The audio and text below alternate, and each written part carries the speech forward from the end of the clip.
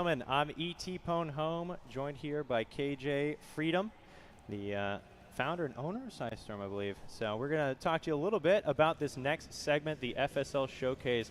KJ, why don't you tell us a little bit about how this all got started? Yeah, so FSL started out as a family StarCraft league. We know a lot of people that play, family people, kids, aunts, uncles, etc. So I figured let's get them in our own mini league, create a code A, code B, code S, depending on their divisions, and just had our own seasons of tournaments. We're at season 9 now. So this is just a small show match segment, just to get the kids and you know the moms, cousins, etc., whatever, right? Get some exposure under the lights, I guess. They get excited and nervous, and the kids love it.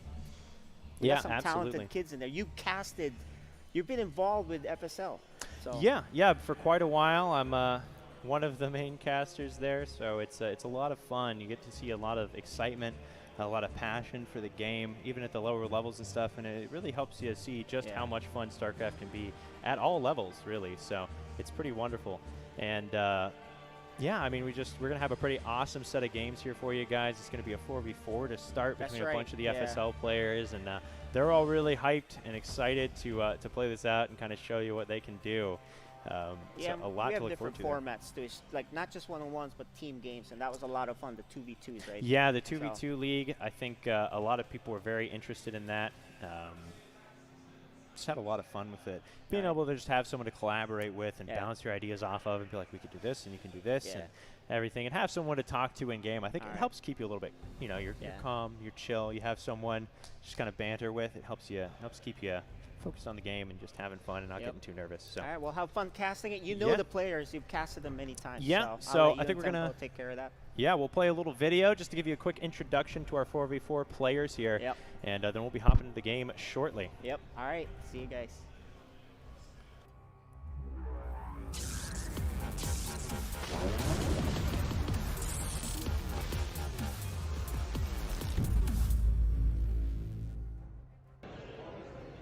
What's up, guys? We're going to talk to the FSL people here. Who's playing?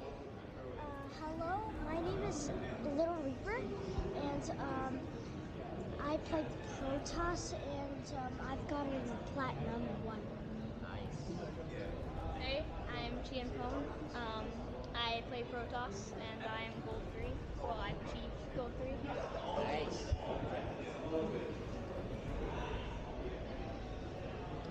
Hey, what's up? Tell me your name, game name, your ranking, what race you play. I'm Dominic. I'm Deepu. I play everything, and I'm Plat 1, I think. Yeah. Nice. Hello, I'm Ethan. I go by ET. I play Terran. I'm like Silver 2. Nice. Menace, Zerg, Diamond 1. All right. Hyper Turtle, Platinum Random. Nice.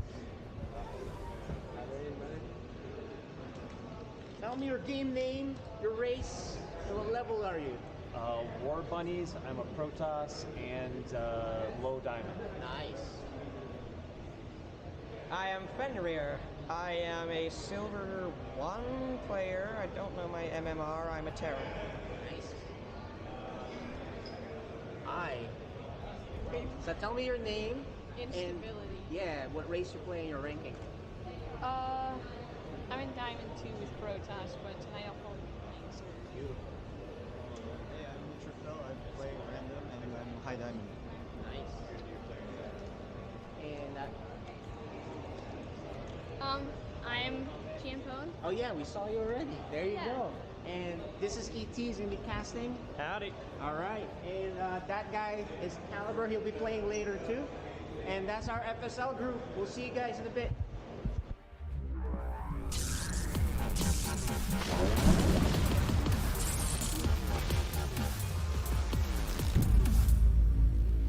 Well, all right, guys.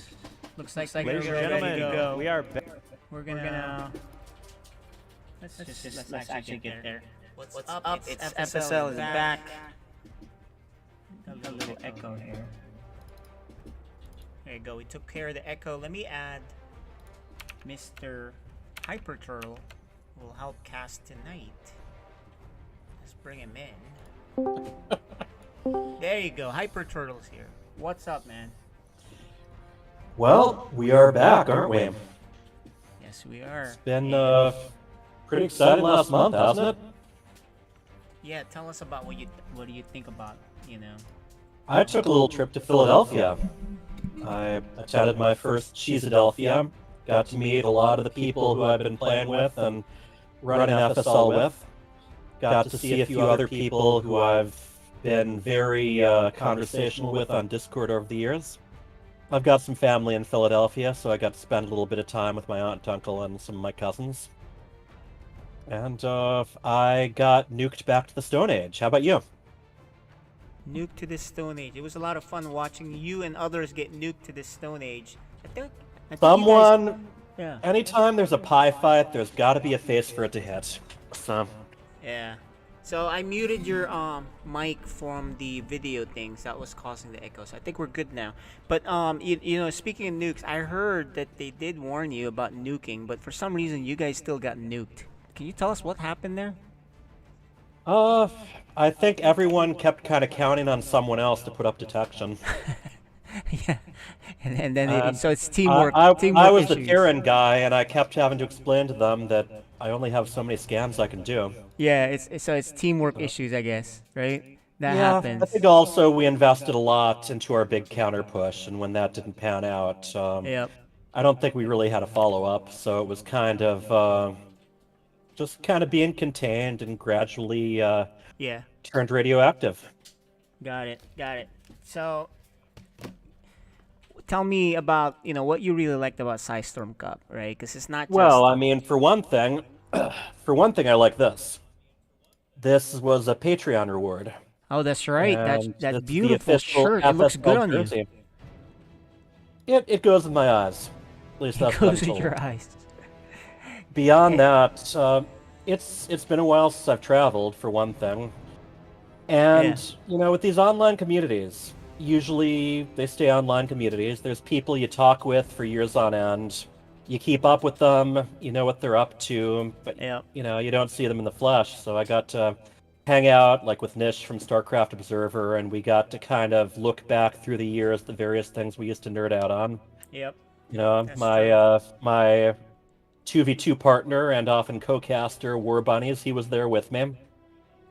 And we got to experience some things firsthand. I did maybe a tiny bit better than I expected. I got one map during my 2 group stage matches. Yeah, that's But good. it was You had a quite lot an of fun, experience. sound like. Yeah. And yeah, I've heard you talk about how FSL started out as a family Star League. And is this one of the first times you've gotten to invite some of your own family to actually compete in a show match in between?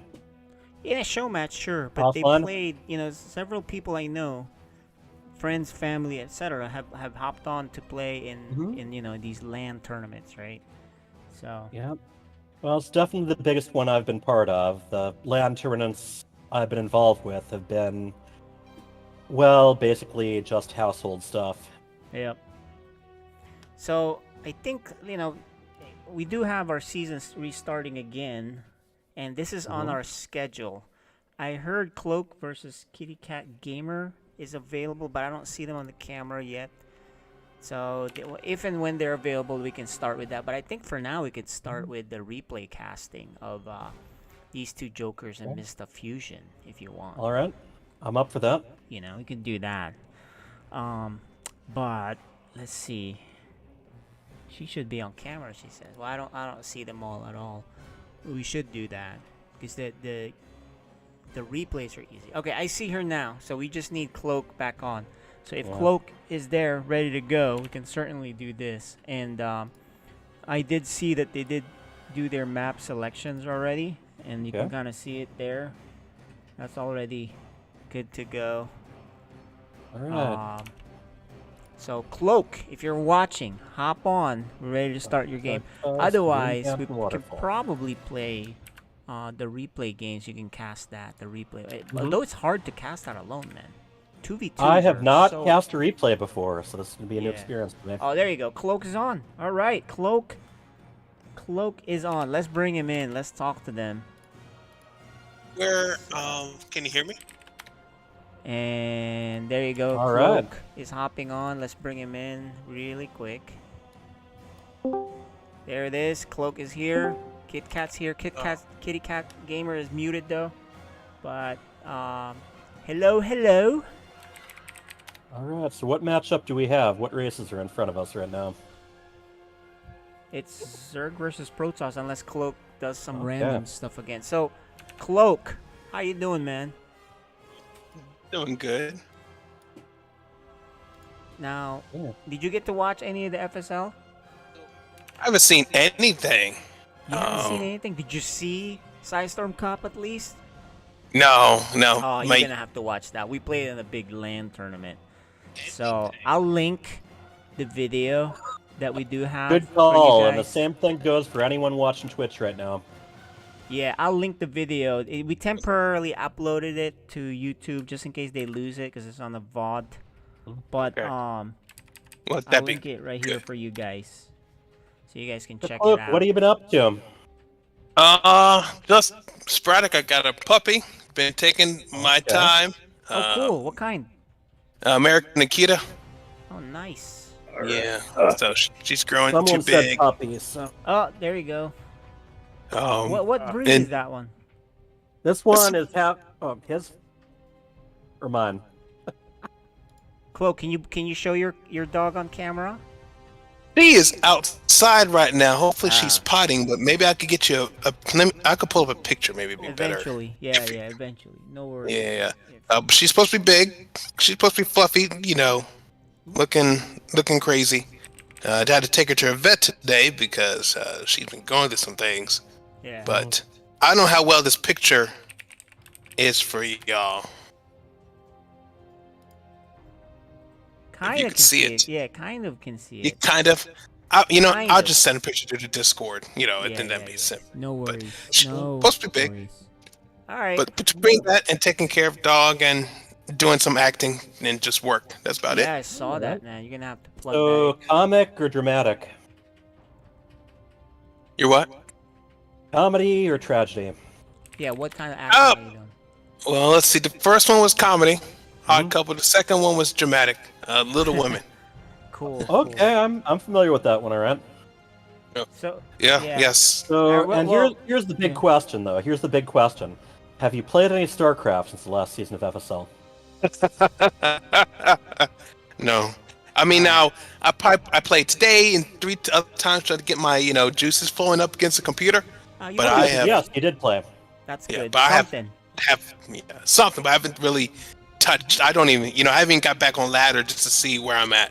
Yeah. That's okay. So let's get back to Cloak anyway. for a minute. Let's go to Kitty Cat. Kitty Cat, how about you? What you been up to? I know you play a lot of sports. I haven't been up to much. I've been sick, so I've just been staying home and practicing sometimes. Nice. And did you get to watch any of the FSL or especially the Storm Cup? No. Alright. Well, I linked the video. You guys should check it out eventually. Right? That's the so what we did, just to highlight for you guys. We had a big tournament, a LAN tournament in Philadelphia at an esports center. Right? There's pros that play in there. But for 1 hour in between, we have a special FSL segment. So everyone got, everyone that was there got to play and got to be streamed, right? So it was kind of cool. So check it out. I linked the video. The results of those matches will be on the test. So you might also want to take notes, okay? Yeah, there you go. And we'll show the highlights, especially Hyper Turtle getting nuked later. And I'm sure he'll enjoy that. A reminder. All right. Well, you guys are gonna play each other. You got questions, Hyper Turtle, for either of these guys? Let's see. Well, I guess what are both of your feelings about this match? I'm expecting her to blow me away, really. I'm not sure. I'm expecting to get mauled. You expect to get mauled. Sticking to the Kitty dog cat. topic. Yep. Oh yeah, kitty cat. Well, the kitty cat. Yeah, That's right, a cat. Yeah, you get scratched up. Cats can maul. They have teeth too. That's true. And kitty cat, are you in a mauling kind of mood? No. You've been kind of cooped up lately. You gonna take out some aggression on him? No. Oh, okay. Well, that's okay too. Sportsmanship is okay. All right. Sport. Yeah, that's right. You guys are being nice right now. I've never played on any of these maps. This is gonna be That's fun. right. You hadn't played the ladder games, huh? Yeah, they replaced the entire 1v1 pool this time around. All right. So let's do this. What race are you playing, Cloak? Are you picking something? Or are you, going random, or what? Or surprising us? Yeah, I'll go to Protoss. Protoss. Okay, so we have Protoss versus Zerg. So Hyper Turtle, give each of them one piece of advice. Okay. Kitty Cat Gamer, stay active on the map. Take advantage of all of Zerg's abilities to keep an eye everywhere. Which is Cloak. Overlords, creep tumors, even just little Zerglings. Now, Cloak. If you haven't played these new maps, something we've learned from previous games this season, be very careful not to wall off the ramp that actually just leads to your pocket expansion. Got it. You might want to take a close look, because we have seen, I think, at least 3 people do that this season. Great. And I just need you on BattleNet, Cloak, so I can invite you to the game. Okay, when we get out of here. So okay. that might be the tip right there. But Cloak, you gotta play if you're gonna win. Be able to win. Say it one more time. And tip for Cloak is what? Hyper Turtle. Oh, I thought my tip was for him to keep a very close eye on where he walls off, so he doesn't accidentally just wall off his own pocket bases. Good. But, beyond that, yeah, keep an eye on your opponent, and actually, generally, just keep an eye on your wall. That's my big thing against Zerg when I'm playing Protoss. And be careful not to block your own nexus. I've done that before. Yeah. So there's a question on chat. How do you join this for future reference? Is there a rank requirement? Hyper Turtle, explain that real quick. We are pretty much all the way down to bronze, and low master, I think, is where we're at. High diamond, low master. So we actually have things separated into 3 different leagues as far as 1v1 goes, and you'll get to see all 3 of them tonight. We also have a 2v2, and one of our things there is we try to have things balanced enough that the cumulative MMR of the teams isn't ridiculously high. That's right. There's a little bit of vetting. You have to behave yourself. We've got kids involved. Oh, gotta show good you sportsmanship. definitely have to be. And you gotta have fun. Yep. All right. Well, look, let's get the game started. Kitty Cat, go choose your race. Let's do it. And we'll move you guys to the other channel so you guys don't hear us casting, of course. So good luck to both of you. Alrighty.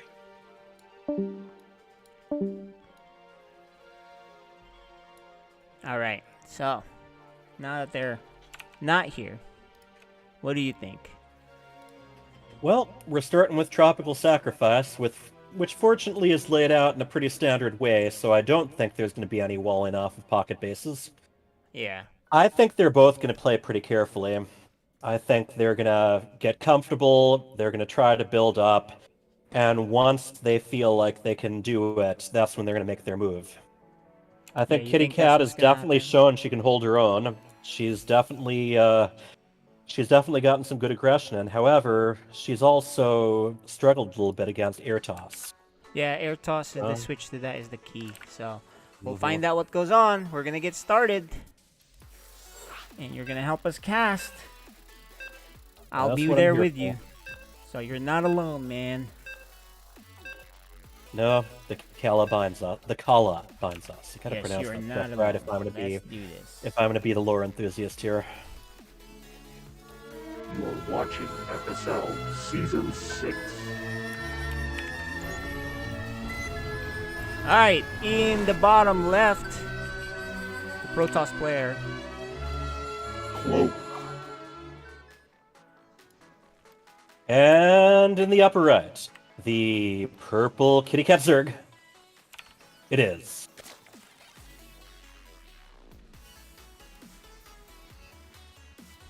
Kitty Cat. So, PBC, you know this pretty well.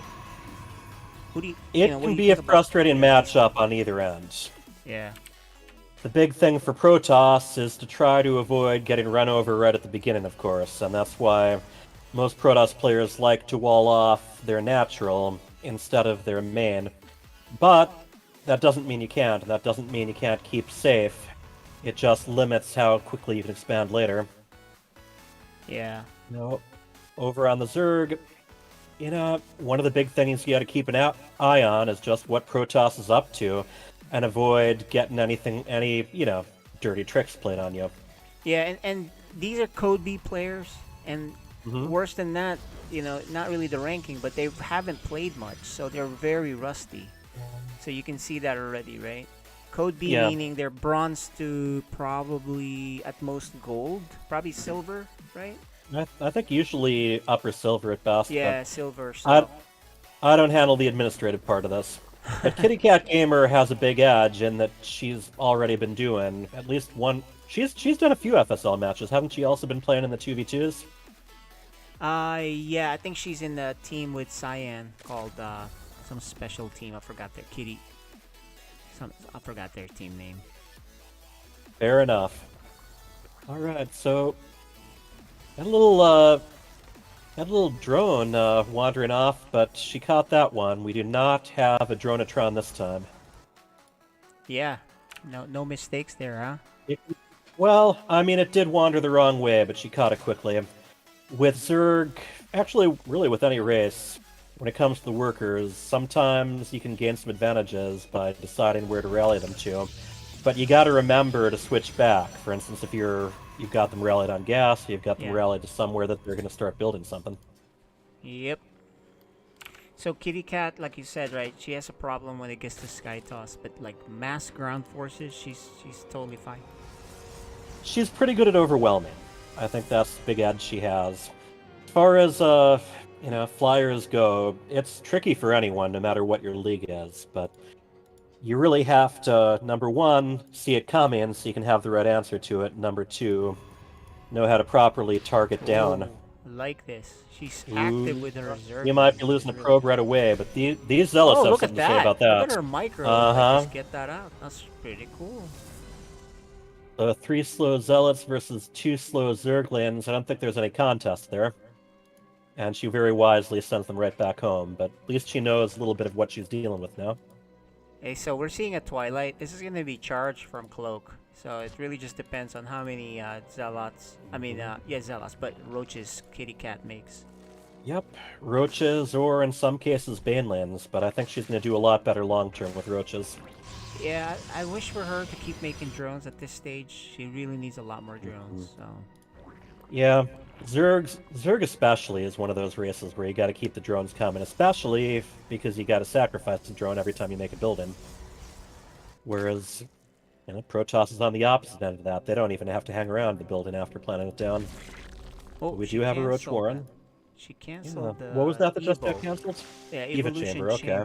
So, but Cloak has not expanded, so I guess it's okay for Kitty Cat not to overdrone. Just don't get a third base. Keep making roaches or something. Yeah. And I think both of them. It's one of the big things you learn early on. Oh, she canceled her hive by mistake. Lair. Or lair. So yeah, she's she's been a few things. Yeah, and she's already got another Evo chamber going, so I think she's been having a little bit of trouble with the escape key there. Yeah. Or maybe a little bit of indecisiveness. It's hard to say. At least she didn't cancel her hatchery. Nope.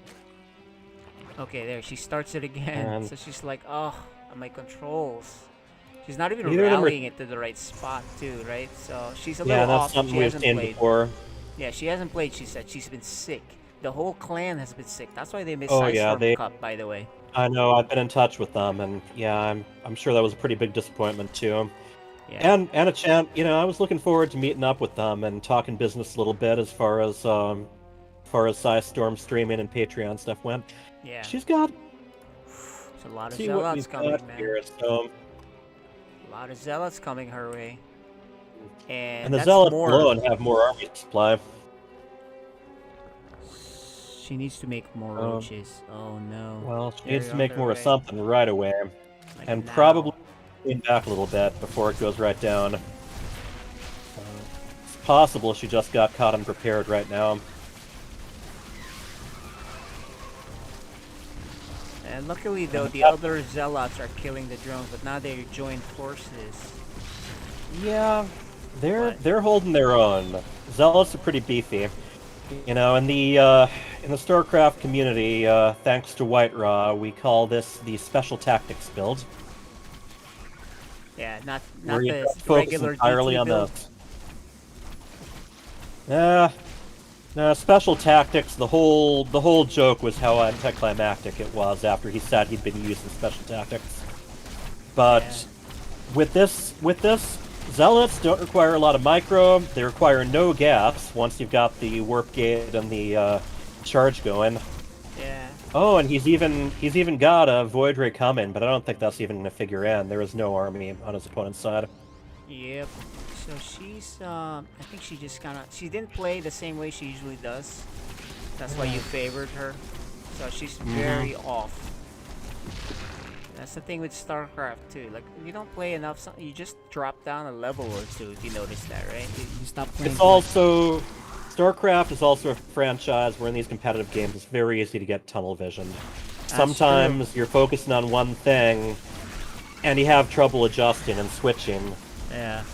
But there's nothing she can do at this point. I think she already knows she's kaput here, so she's probably looking over her shoulder. I know she's. Yeah, we got GG. Protoss is the winner. Map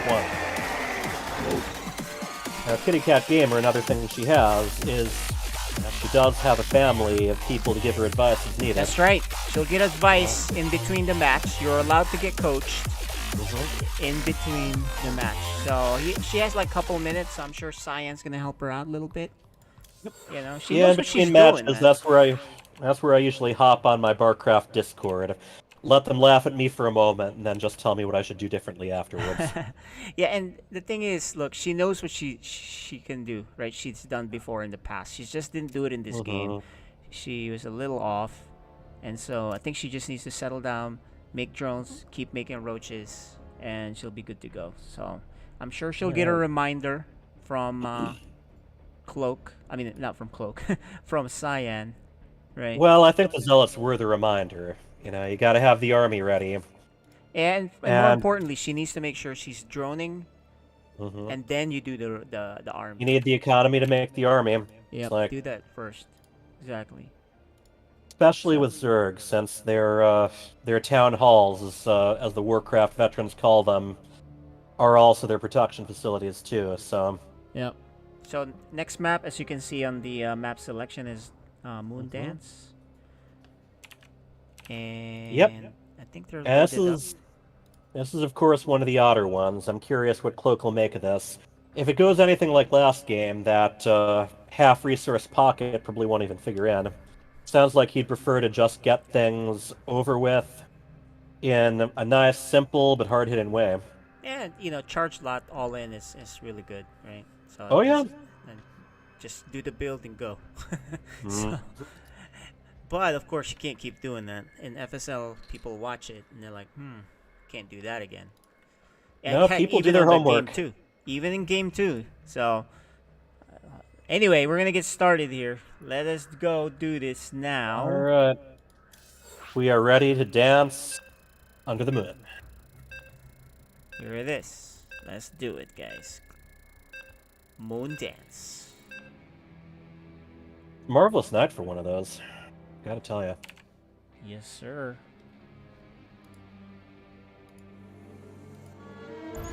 You're watching FSL Season 6. All right.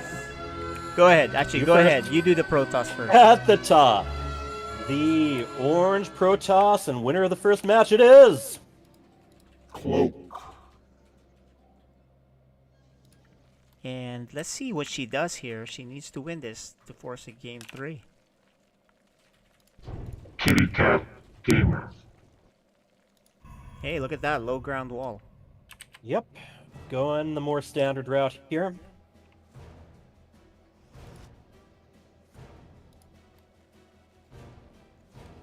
Okay, let's see. She just has to keep making drones. She has to do her build. She looks a little off because she has not played at all. Losing the first match can be rough, especially if you didn't get any offense in. Yeah, she didn't get to her comfort zone, right? Which is like what, 3 hatcheries, full macro I'd mode. say.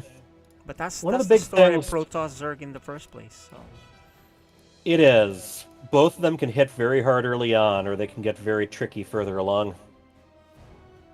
And I find, with a series of games, one of the most tilting things is when you plan, you decide what you're going to be doing in your matches, but you never get a chance to actually do them.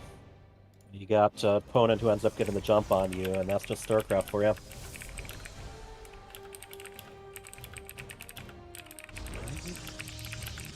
We got the Cyber. It's a pretty straightforward build so far. Got another Zealot out right away. yeah, And on the other side, no Queen yet, for one thing. she forgot, but she did get Already the getting the Roachborn up. There's the Queen on the way. There you go. The It's just so sooner you much get to your do, macro man. mechanic out, yeah.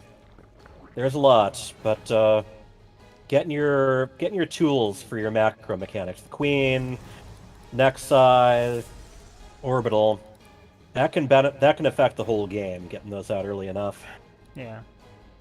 And Cloak is defensive with his Forge and Shield Battery. Oh, definitely. Right off the bat. So Got I don't think he's doing the same thing. Yeah, the Zealot seems to mostly be there as a choke point. Sometimes, if you win a game decisively enough, the first thing you wonder is, are they just going to cut out the nonsense and just hop on you right away? But so far we got one Roach on the way, but that's about it for Army. Yeah, I'm cool with that. She really needs more drones. Unless she's being rushed, keep making drones. Oh, Stargate coming. Oh, yeah. Now, I hope she remembers to keep making that was queens. a very early lair.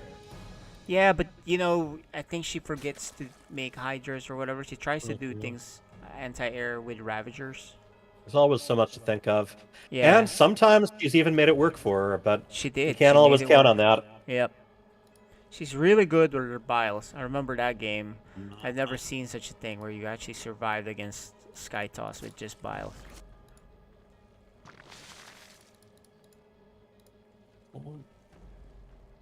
I'm very curious what her tier 2 tech route is going to be. For her, Yeah, I no. think, for Zerg, my advice at this level, Roach Hydra kind of Yeah. covers a lot. Yep, they share the same attack upgrade. They can stand their own against quite a bit. We got an Oracle ready to go. Yeah, there's Queen on each base, so that's not bad. Oracle is not Yep. easy to control, so unless you're really good at Not it. easy to control, Yeah. whereas the Queens can automatically go after it. And the Oracle itself, number one, you got to try to keep it a little bit away from the Queen, but the actual AI will lean towards attacking the Queen when you've got that pulse activated.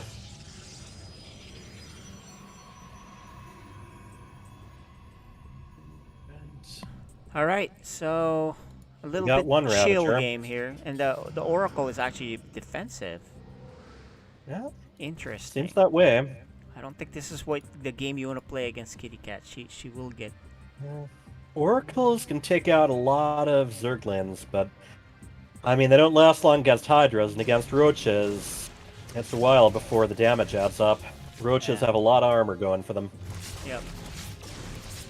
Alright. Well, he knows what he's up against anyway. He does not know whether she's taken the pocket yet. 2 Oracles Ooh, are on the way. double Oracle. But there's 2 Queens, so that's good. Each of them has a dance partner. We will see what happens. So what happens is, if you control these Oracles, you have to target the drones. It's hard because Yep. they'll start to shoot the Queens. Exactly. They will attack. Any StarCraft unit will default to attacking things that can attack back. But with harassment units, you want to get your worker kills and then you want to get out of there. You don't want to exchange hits with other units. Yep. And here they come. Alright, let's see what they get done. It's quite an investment if they don't get anything. So far, they haven't even turned their pulses on yet. Yeah, I think he's looking for an opening, which is right here. And Yeah. oh, but he didn't target it. Yeah. He didn't move it. He gave them, just like we were talking about, it gave them each a very quick poke. Okay, now it's finished off some. Ooh. Oh. Nice attempt. And I was wondering if she'd try that. Yeah, she needs to she move does the not have a queens, lot which she doesn't do. Yeah, exactly. She loses so much. And she is also lacking creep in between the bases as well, so 16 movement's going to be a little killed. slow. Oh, that's huge. But she is getting a Hydra then, so that's the good news. She just needs to replenish and keep making germs. And now, here's a danger, at the early skill levels while you're harassing. It's remembering to still keep building while you're harassing. Yeah, Cloak is and doing that. not only wasn't he building anything during that, he was also supply blocked, so that's where things can actually even out in the end. Yeah, but look at the 16 workers is nothing to cough at. Yep. She's making a lot of Hydras. I mean, Yeah, not Hydras, Roaches first, and then she's getting the Hydra tech. She's doing she's got a couple Hydras on the way, and upgrades for both the Roaches and the Hydras too. Those could go pretty well. Now Void Rays can really wipe out Roaches quickly, but they don't do so hot against Hydras. There is no bonus they get with or without Prismatic Alignment against light units.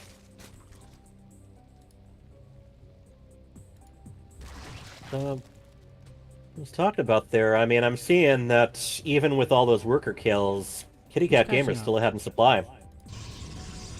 Yeah, she's catching up on workers. She has very heavy supply of Roaches, so that's the bloat. She does. It's the bloat she has now for supply. And she's looking around with the Overseers Love that as she well. has an Overseer, because DTs have been the bane of many Zergs. I think many just StarCraft players, not even StarCraft 2 players either, just any StarCraft players except the very, very vanilla version of the original back in early 1998, before that was a thing. Oh, Oracle's back. Okay, I think she's gonna kill one. Yep. She gets one. Took one out. That's less to worry about now. But 4 workers go down. She has a third base coming. She's looking much better in this game. She didn't get rushed with charge lot. It's only a matter of time for her to have enough forces to want to go move across the map. So. Oracles can hurt your harvesting quite a bit, but in the end, they run out of energy, and that damage stops, unlike with Zealots, that just keep on charging. Charging forward. Keep on charging forward. There we go. So those Zealots, I mean, they're strong, but they're not going to fare that well against the Roaches, and they're probably not even going to be able to reach the Hydras with the Roaches in front. Yeah, and now Kitty Cat has the worker lead finally. So if she just kind of makes a spore in each base, that'll be even better. But well, the more production that either of them can get. They've both got almost, close to 2,000 each as far as minerals go. So you don't get any bonus for having a big bank. You know, if Cloak goes with just the charge slots, I think charge slots will get wrecked. Well, she's got the detection.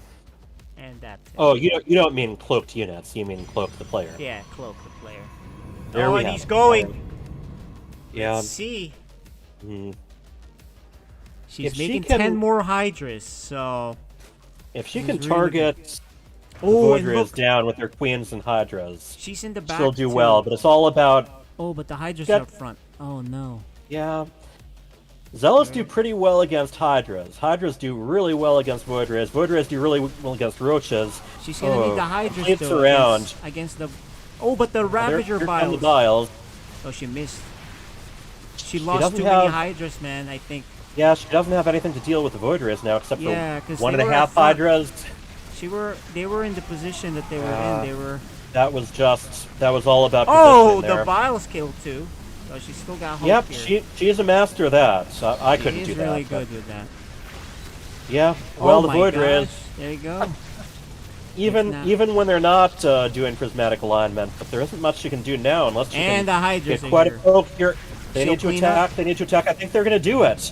All right. Nice cleanup, The kitty even cat's with right. losing. She lost so many Hydras in the beginning. If she didn't, that wouldn't even be close. Yeah. However, she's on the march again. 2 Void Rays in production. They're not going to be able to do that much against the Hydras, even with those shield batteries, but Zealous, of course, might be able to say something about that. But there's shield batteries Ooh, here. they're at single file. Gotta position everything. And if possible, fight away from the batteries, too. If she keeps backing up... I think she has enough here, though. I think she still does. Hydra's can attack nice and quickly. And in just a moment, she'll be able to depower everything, or even just game move through them. Yeah, she's gonna tie it up. So we're gonna get a game 3, I think, unless Dark Templars show up here somehow. This game was not one-sided. This was blow for blow, and in the end, she was able to weather the storm. It would have looked one-sided if the Hydras were in the front. Yeah, I mean, Hydras are very specialized units. They're not always reliable, but against Void Rays and Oracles, bread and butter. Or knife and butter. This position, man. This is... My metaphors are so far off tonight. I'm going to have to practice those after I get up in the morning. We've all had a break for FSL, right? So, not just the players, but the casters. Yeah. We were all out. In fact, it took us a couple of weeks. And we have GG. We have a serious pick. We have one more match.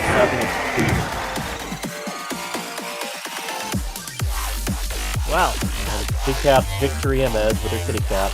Alright, it's time for some coaching in between. What the heck do you tell each other, right? Tell Kitty Cat, what do you tell Cloak? I'm sure Cloak will get... Maybe he gets a text or something from one of his friends. Anyway, Waterfall. He does have friends who play, we know that. Yeah. I mean, if I were going to send a text message to either of them, which I can't because I don't know what their real names are or their phone numbers, but well, they're on Discord. I would say production. Both of them had minerals that were stacking up, so I think just keeping the army coming as well as keeping the workers coming. Yep. And then aside from that, just pay attention to what counters what. And it gets pretty complicated in situations where, you know, you got maybe 4 or 5 different kinds of units, and each of them counters something or other, in which case, depends a lot about how the engagement goes. Yep. Alright, well, Cloak doesn't seem to get any coaching. He's by himself there. So, a little tough for him. But, you know, what do you tell him? You say, hey, don't attack? Right? It's hard to read. You gotta tell him advice that will be simple at this level. You can't just give him all because of this, because of that. You know, just keep it simple. Which is, I like what you said. Make more stuff. I'd lay off the worker harassment. I think if he's going to get something done, true. it should be a straight up fight. Yeah, that's a good point. Yeah, he got too distracted with the worker. Although he did kill 20 workers. I mean, it paid off, but while that's going on, you got to have your production structures hotkeyed, and you got to keep that production going. And that's something you got to build towards. You got to get used to it. Yep. All right. We are going to do a chasing FSL Season 6.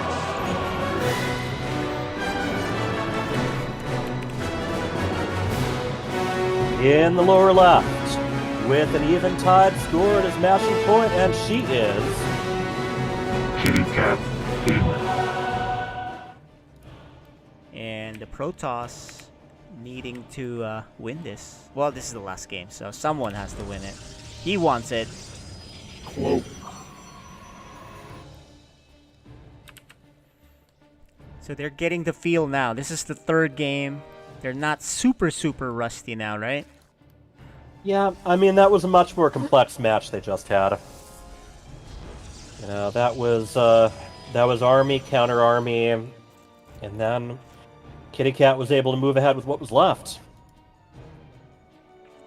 Alright, he is doing the high ground wall for now. Ooh, you know what? One thing, Kitty Cat in the history of FSL's involvement has not really moved her overlords to scout. So she's moving both of them. So, Yeah. hey, that's something.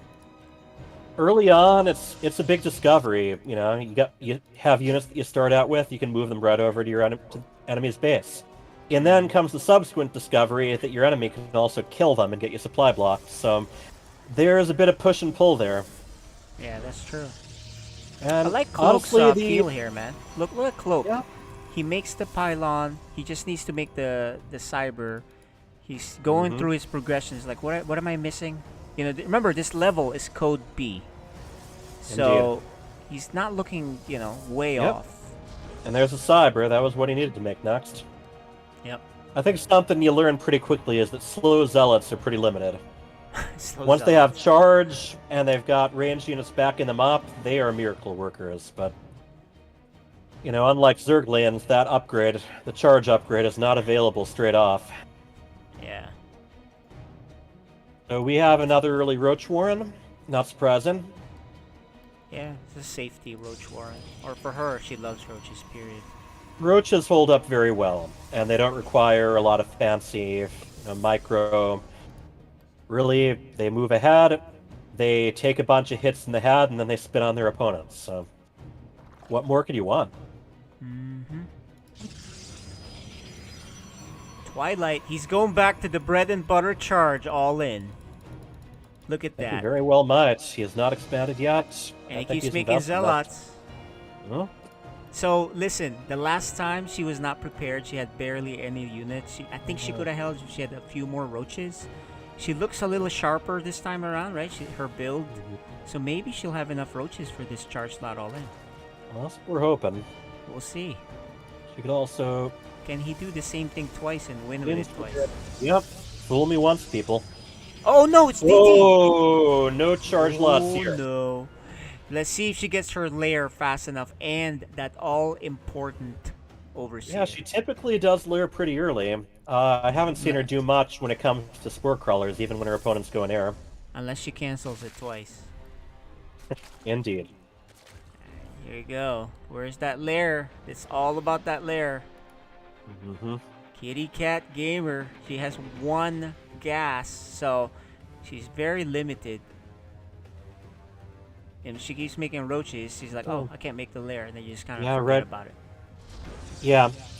That's something that happens even at your high up levels. You look at something, you click the button to make something, it says you don't have enough gas. You say, alright, I'll make it in just a moment. Then you instinctively make something else. She gets a second gas, that'll help, but she needs that lair like soon. She does have the gas right this minute. I'm not expecting any fancy warp prism work. Oh, she does it. Okay, she makes it. Alright. Okay, yeah. The next step in safety is, does she make the overseer? Yep. Absolutely. I mean, she's been hit by the DTs before. We all have. Yeah, and meanwhile, look at Cloak, man. Look at Cloak. Immediately makes the DTs as soon as the DT shrine is done. So, man, this may be game, dude. If she neglects to make the... It's coming. 10 seconds, it'll be there. Lair is over halfway done. Yeah, if she somehow presses escape and cancels it, it's done. Yeah, but afterwards, she's also then got to make the Overseer, and she does not have Overlord speed either, although Overseers are decent speed. And look, Cloak immediately goes and splits them. This is smart move. He is not bothering with the roaches. Yeah, this is smart. He knows. This was his plan. I think he's... There it is. We can make an Overseer right now. She needs to do it now before she loses way too many workers. Fortunately, it's only 2 of them, and there are not more being made. She's trying to remember. Okay, there it is. There's 1. There's only 2. The Queens are being targeted down. Oh, nothing else being built. Okay, yeah, the Zealots join in, but I think the Roaches are going to be able to handle those. Yep. Only 8 workers were killed, though. So yeah. Well, they were mostly. Oh, they were the mostly Overseer focused went on the out Queens. Oh yeah, she's got to be careful. Oh, but. Oh no. Oh, she moved. Yeah. Okay. She got this. She got this. And that's funny, man. Just like Game 2, yeah. We know from Game 2 that she knows how to make a comeback. Yeah. Oh, and he has a lot of roaches. Those things could do some damage. But let me point out something really interesting. She moved her Overseer out of the vision, right? And Cloak could have done a lot more damage. But then Cloak chased down towards the vision of the Overseer. And she has a 3rd base. Right. So this So game's they not both over. had a couple of moves they could have made that they didn't notice in time, basically. Yep. Very good. So crisis management for her, not bad there. We have 2 robos on the way. I'm curious what that's going to be. I mean... Well, that's because he's worried about roaches.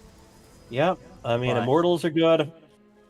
And DTs can be very effective with a Warp Prism, but that takes a lot of attention. that's a lot of micro. At this level, that's not really what's going to happen. We I expect... think so. Yeah, we expect Immortals here.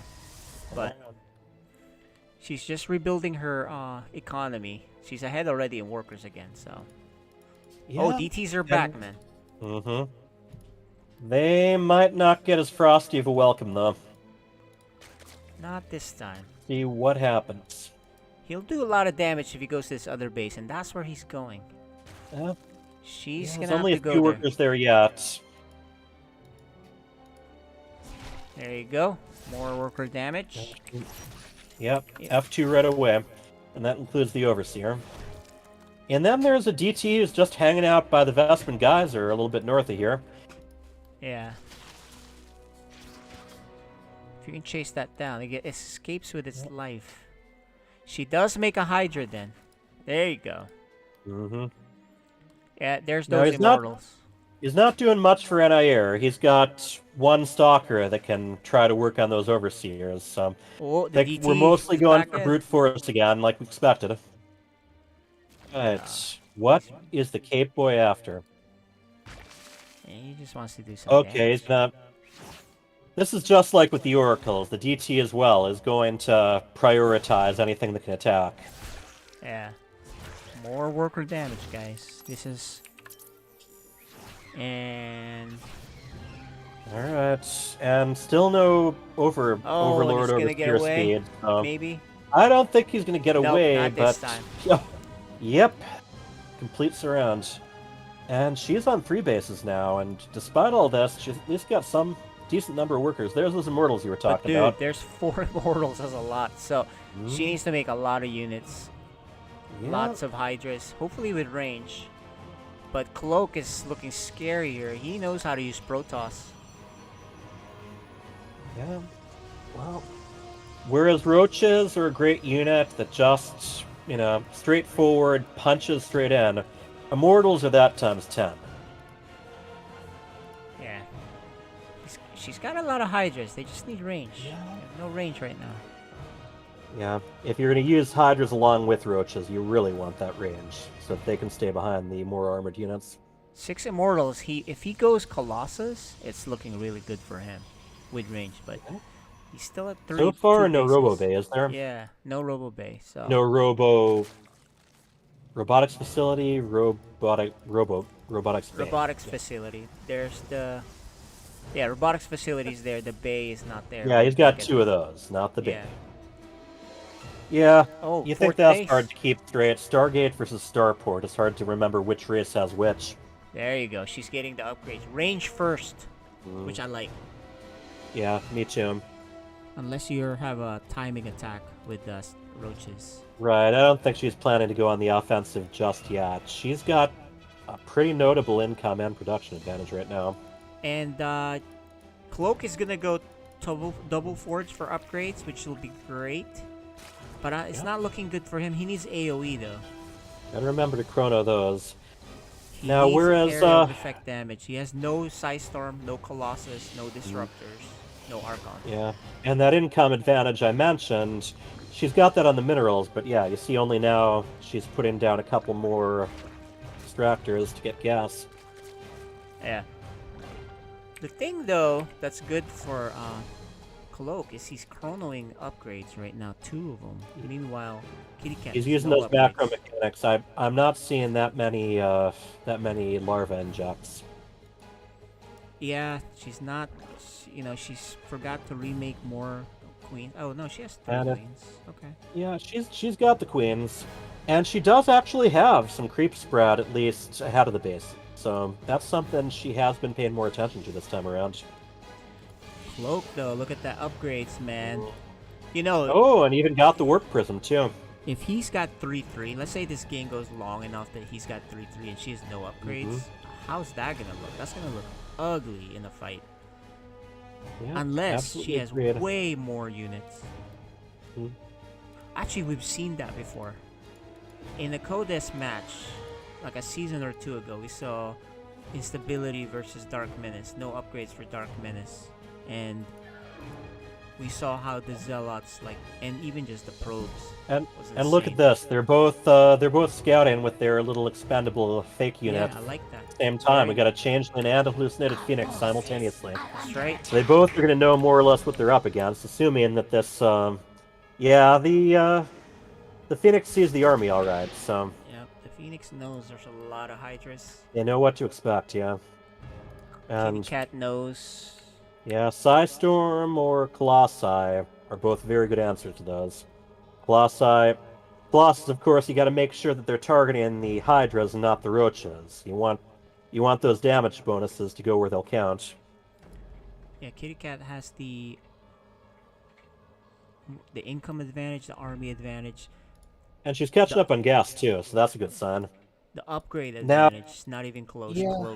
Cloak. Well, upgrade and just general attack. You see the robotics bay Oh, is being there it added now. is. So you know he's gonna make Oh, Colossus. and look at that. Multiple upgrades, all researching. Yes, sir.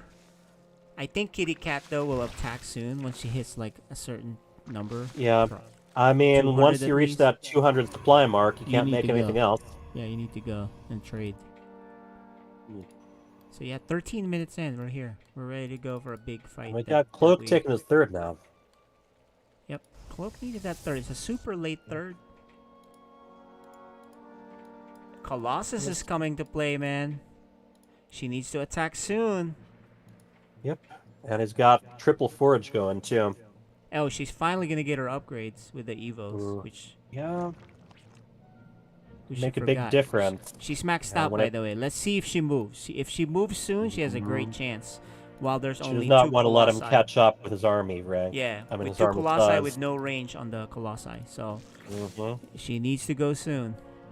She has a lot of money. You know, at the earlier levels, it can be very intimidating. You never feel quite ready to move out a lot of the time. But Okay, we're gonna look at her I camera. mean, See, he's maxed out. yeah, we're looking at her camera. When does she decide to go? She does the upgrades. She's like, what else do I need to do? She's thinking about it, right? StarCraft's not an easy game. Look, she's like, I got this It's drone. a hard game. I need to make something with this drone. What should I make? And we're looking at her point of view right now, guys. She still has not. Infestation She's pit like, I don't know what It's to a make. good option, but She's right maxed now out. she's She got the has maxed out army. The money's piling up. Yeah, Whatever you're gonna do, you gotta she's do trying it. to figure out what to do next, and she still has not made a decision. She may be like, "Hey, I can't make anything." Okay, and Mhm. this is probably And where she hits says, the button. She's Or like, does "Oh, she? gotta pull the trigger." There's already 2 Colossi. 3 See, now. once you're maxed out, 4. I think she lost her window. But she can if you're replenish maxed pretty out, fast. you've got, if you're maxed out before your opponent, you've got an advantage. But if you don't Yes. use that advantage, before you know it, they can be maxed out too. Here it is, guys. All right, he is She's going moving. single file. There's She's shield got the barriers Ravagers here. ready to go. She has her user Ravagers, which, boom, seems to always hit the mark. 3 shield batteries, all doing their work. They're out of energy now, though. There's the Biles. And like I said, The Colossus make the big difference. What is their attack Oh game? my But so goodness. far, they've been, You want the Immortals to attack the Roaches. You want the Colossi to attack And the here's Hydras, the and that's counter. what they did. Here's the counter. Yeah, this. Or not. Well, once they get done with those darn overseers. Okay, so she's like, I ran right into that. And everything died, pretty much. She was able to get rid of some Zealots, but the Immortals, I think, all lived. And there's still Well, the 4 Colossi definitely did. We got 4 of those. The Colossi is the dangerous thing here. Oh my gosh, there's 6! And yep, they're multiplying. She needs Corruptors, man. She is getting upgrade. Well, 1 upgrade, she forgot. Yeah. No Spire, and I don't believe there's an Infestation Pit either to move ahead to Hive Tech, so... Yeah. She's fallen further and further behind in tech. She's getting a Spire now. But Okay. here well, comes Protoss. Yeah. Not I mean, gonna let her- it if you look at that Protoss army, one of the biggest things lacking is anti-air. Oh, Just 2 yeah. stalkers. But there's only... You need time to actually get that going. Spires take a very long time to build.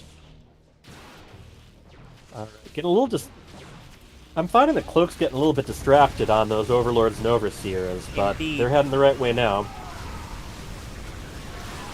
Yeah, I don't think this is going to last very long. I think it's going to be a lot of melting ice here. The only good thing here compared to the last fight was there's no shield batteries, but that's it. Yeah, but there's also an extra 2 Colossi. Yeah.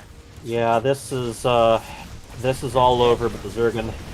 She waited but 2 minutes too late to attack.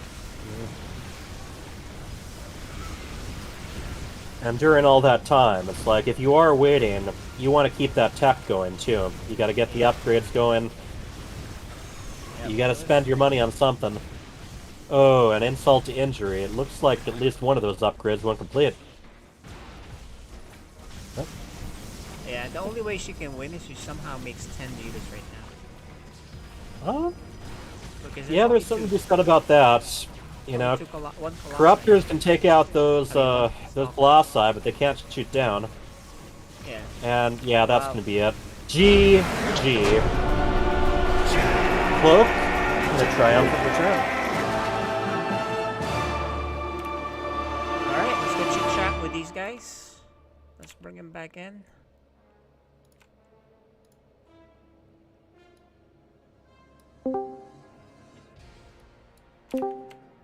Alright, welcome back, guys. That's our first game of the night. It was a close one. It's pretty close. Kitty Cat, nice job. The last game, though, you just didn't realize about the so many Colossus, but you played really well in games 2 and pretty much game 3, I think so. What do you feel? I feel like you played pretty well, game 2 and 3. What do you think? Yeah, I feel good about them, but... Got it. And well, nice try, Kitty Cat. You're playing in 2v2, so I think that's gonna be even more fun for you. What do you take away from today's match? Anything you want to work on? Probably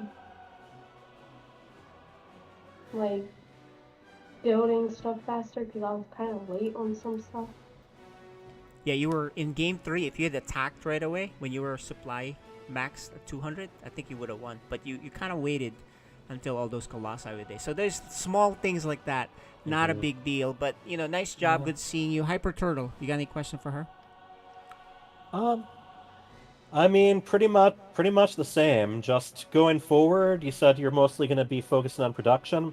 I noticed the evolution chambers came up pretty close to the end of that. Or is there going to be some ways that you're going to be looking into rounding out your economy, your tech, and your army? Probably. Okay. Oh, and, you know, congratulations on yet more Ravager Biles killing air units. Yeah, that has been a big highlight of every match we've seen you in where you've gone against Irtos. That's and right. you're an inspiration to us all. Alright. And now, Cloak, that was your big return. Did that go more or less the way you thought it would? Did you surprise yourself? I guess the mechanics are sort of kind of still there. Just kind of know what things to just go with it. But production is still slow. I still find myself not making enough buildings. Just an off by 2 or 3. So, I mean, better than I thought. I mean, when she told me that, you know, she was sick the last couple days, like, oh, okay. You know, but... A win's a win, man. No, win's a win. I mean, game 2, like I said, caught myself just, I guess, I'm not saying being too fancy, but stretching out myself too thin, technical-wise. And, yeah. You know. One of the things we were talking about is, you know, if you're going to be harassing and killing workers, you also have to make sure that you keep building back home. And that's a tricky thing to do sometimes. Yeah. One big thing I noticed, I'd say all 3 of those games, you started out straight from the beginning, was you seemed like you were pretty clear about where you wanted to go with your army. You know, pretty early Twilight Council in games 1 and 3. You had the Stargate up and running. Were those Were those choices you made at the beginning of the match, or did he have the 3 matches mapped out more or less? Unfortunately, I guess that's come by predictability. Just trying to get my P's and Q's in order. So that's kind of how I fundamentally start. Especially if I know I'm playing against a Zerg, it's usually going to be that route. Then maybe a variation with Stargate or like the last game. Like okay, okay, all right, Curtis, it's time to make Immortals try to kind of combat the Ravagers. Yeah, it does sound like you have put a lot of thought into each matchup anyway. Definitely looking forward to seeing what you can bring to the table for Terran and Protoss opponents. Terran's used. I don't mind Terran this much now. It turned out Protoss is like my worst matchup. I can never tell when they got me out. Just out in the ocean by myself. It just usually. I don't know. We'll see. But lately, top Protoss has been kicking my butt. Welcome back to the battlefield, KJ. You got questions? No, I think we're good to go here, guys. It's first game back since 2 weeks that we had the long break, the last matches for FSL outside of the Storm Cup. So welcome back, guys. Good seeing you, and we'll see you guys next time. All right. Alrighty, good game, Kitty Cat. What do we have after the break? Well, what do we have after the break? We have the one that people like to see. The one who kind of became a little bit of a star at Storm Cup, and it's Little Reaper. He's going to face Cyan. The last time these two met. The man, the legend. That's right. Cyan, the last time actually, took an upset loss to Little Reaper. So, you know all about Little Reaper. He can upset you, especially if you're not prepared. So, this should be pretty good if you're not ready. So, we're going to see that. With these two guys coming up next, so we'll be back. We'll be back a couple of minutes. All right. And we'll show you guys the nice match that people like to watch. In the meantime, we'll show you FSL and Storm Cup.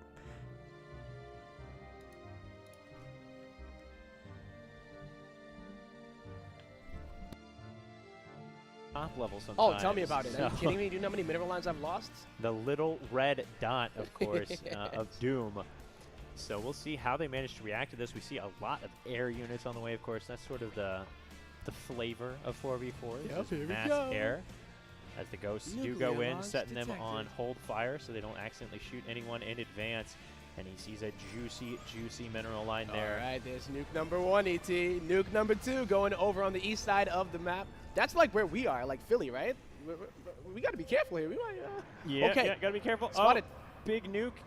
Does manage to get mostly out of there. A few SCVs going down, but nothing. Oh, no!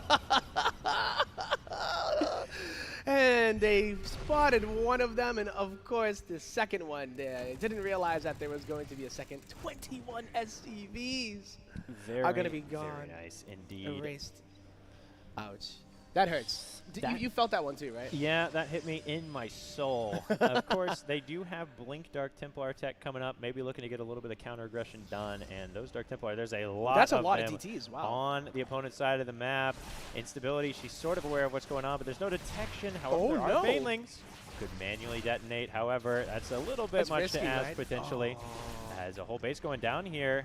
And Blink will be able to get him out of there pretty much for free. Of course, one ghost still in there, dropping another nuke. Not as many SCVs here. Basically just bullying Hyper Turtle at this point. Already took out his med mineral line. He's going to lose the other ones too.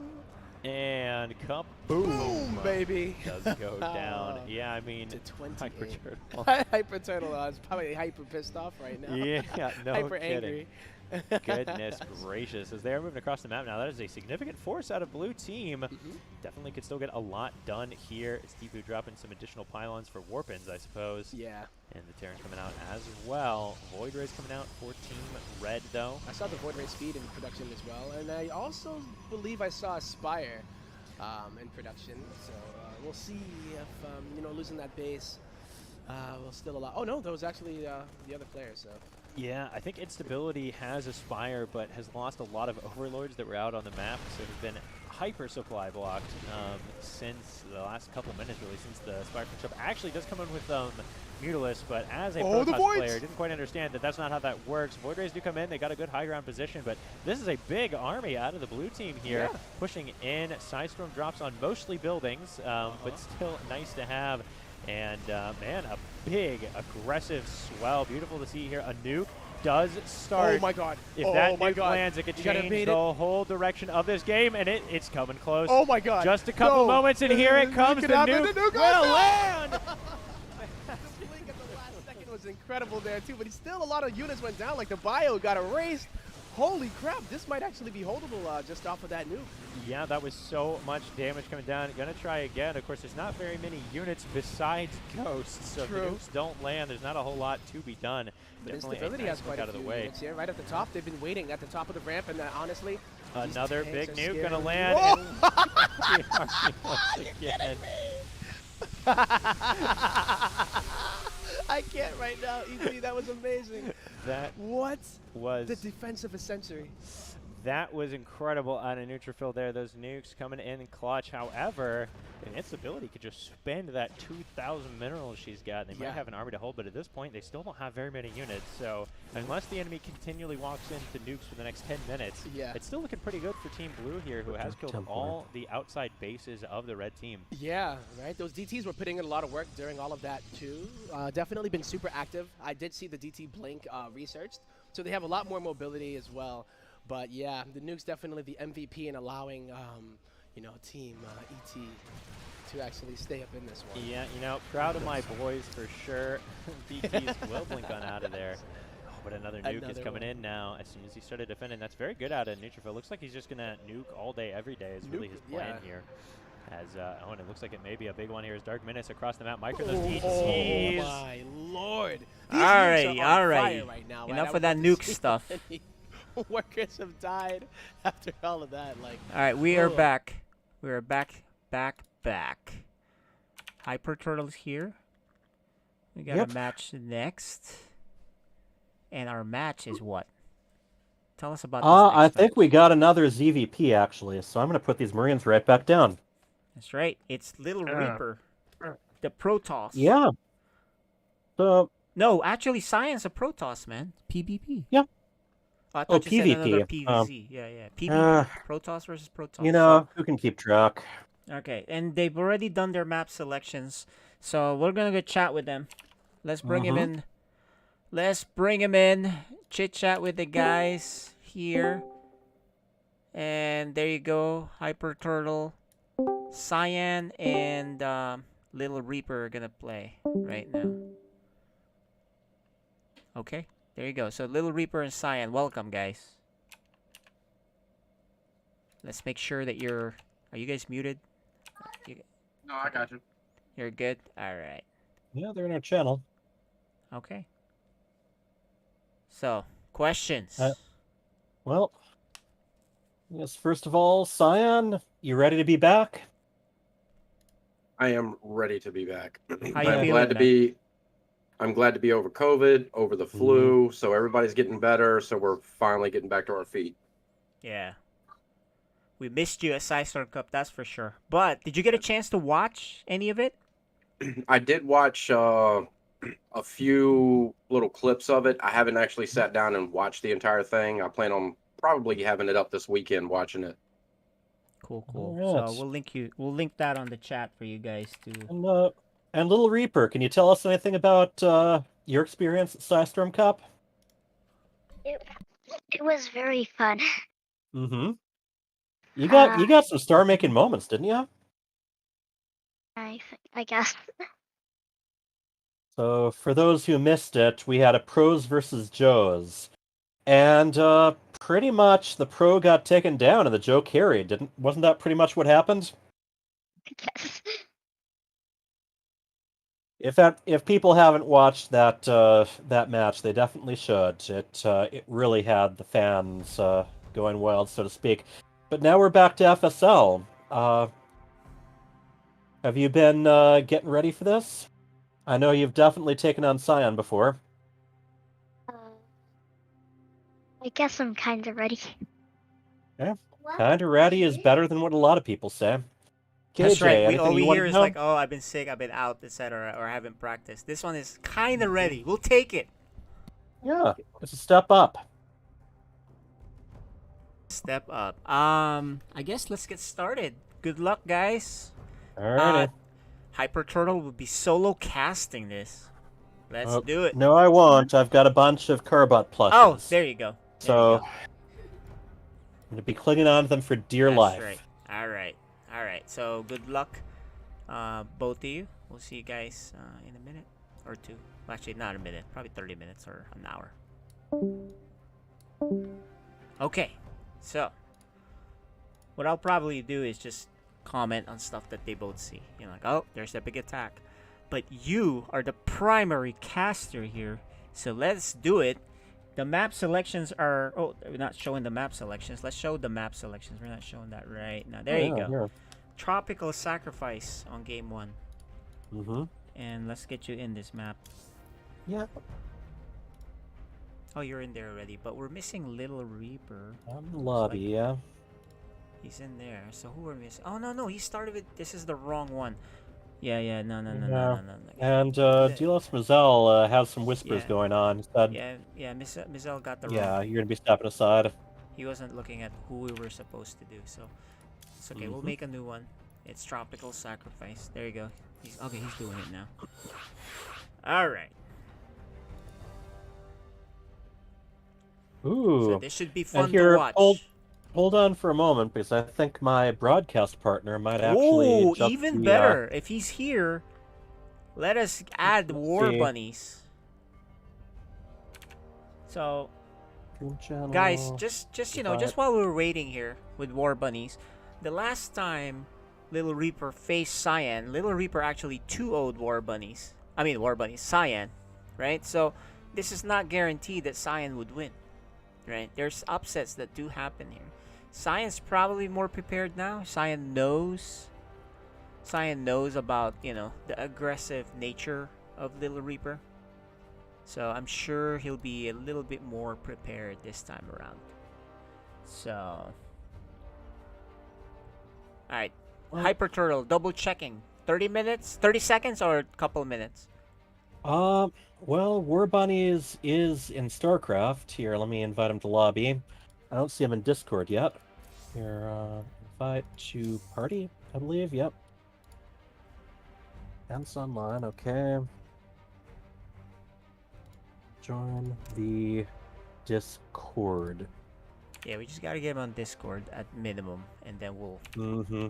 Yeah, his casting's gonna be a lot less effective if he can't actually talk. Yes, sir. Well, he's in the game, so that's the good news. So... He is in the game, so he'll be able to see what he isn't able to talk about. Yes, sir. See, this is where the kind of outside-the-box strategies come in. Us casters have to plan very carefully. Yep. So, while that's setting up, so Tropical Sacrifice is map 1, map 2 will be inside and out, and then if we get a game 3, it'll be on Moondance, guys. This is exciting to watch these two play and duke it out.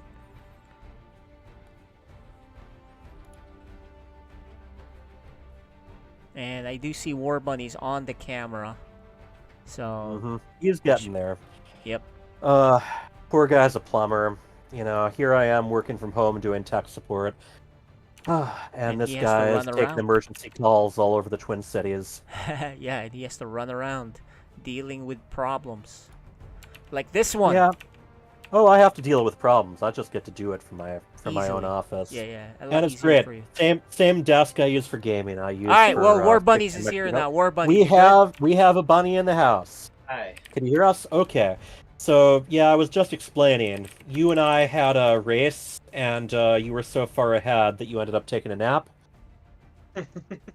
And tortoise in the hair, for those who don't get it. Okay, so we have Little Reaper and Cyan ready to go. Are you ready to go too, bunnies? Oh, yeah. All right, we have a co-caster. Let's do it. All right, guys. Casters, take it away.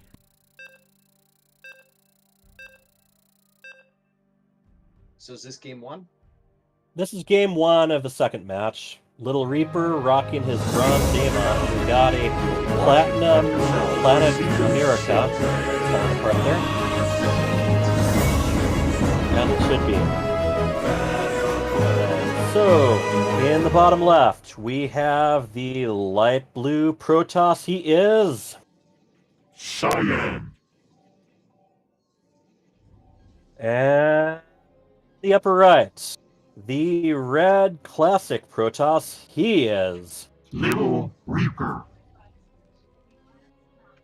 All right, so we have player versus player, or what does PvP also stand for? Protoss versus Protoss? Yes, and there's already a probe being cheeky. Yes. I wonder what that's for. That's a good Stargate spot, but he normally doesn't play Foxy's Stargate. I'd assume it's for a Robo down there. Yeah, something. It's definitely a bit early if all he wanted to do was forget. It's early for anything, but he wanted to get out so he didn't get spotted. So everything Yeah, looks standard. I agree with that. Two Now, gates, Little Reaper Cyan. tends to have things It's a very gateway. carefully scripted early on. Okay, Yeah. there you have it. Only one gas now being taken. Mhm. Now the second one's coming up, so Yeah. So how do you think this looks to Cyan, as you Scout said? regular. It would Yeah. be really hard to say because the core's not done. At this level, it's not like, oh, he's missing this instantaneously, you can tell. Yeah. At this level, there's also a certain amount of trauma that goes with being rushed, though. So one thing you do look out for is whether it looks like there's a little bit less there than usual. Of course, that time could just be spent. Zealot. It looks A like Zealot. it's just a Zealot. Slow Zealot, too. I mean, good work. The core will be done. We'll definitely find out. Some of it's going to depend on whether he can have someone stand in the choke point for the wall. Yeah. There's that cyber core. Cyan thinks something's up. Yeah. But I like Little Reaper's probe here to hold the door open. Mm-hmm. Yeah, he's not building anything else. I wonder what he's waiting for from his gateways. If he's gonna rush, you really need to. Yeah, I mean, he's research. Yeah, he's not researching Warp Gate yet, is Little Reaper? No, he's not Cyan building is. anything. Yeah, so I mean, we His- got There's Warp Gate for Little Reaper starting up. got to do something about those probes. Either move them around or try to surround and kill quickly, but they can't just sit there, even if they are waiting for the stalkers. The stalkers don't finish off zealots as fast as you'd like. If you really want to control things, the stalkers stay at the wall and just block everything off. So, Yeah, 12 probes is quite a lot for something with as little investment as this. Unbelievable. And Yeah, we just weren't seeing Cyan react. The probes just kept going about their business mining. They didn't get pulled. They didn't try to fight back. the thing is, if Cyan just walks across the map now, Yeah, the game ends. I think that could be done. I don't. He's gonna go kill this Proxy Gateway, and Little then- Reaper with his Yep. classic in-base pylon. I love it. Yes, indeed. Let's see. Can No, that's gonna be out of vision. There's no way. Cyan cannot see that? Yeah. He's gonna lose the pylon. He really should go across the map as soon as he can. Yeah. He's killing the nah. This is a mistake. Yeah. Killing I a make deep it a lot. gateway. You get busy like, oh, I'm gonna kill this so we can't go repower it. Put a pylon next to it so you can keep an eye on it. But Sure, you power it. Yeah. that's not how it works, David. But Hey, he is it works that way in co-op, okay? Yeah, he's Stop up being man. 6-2.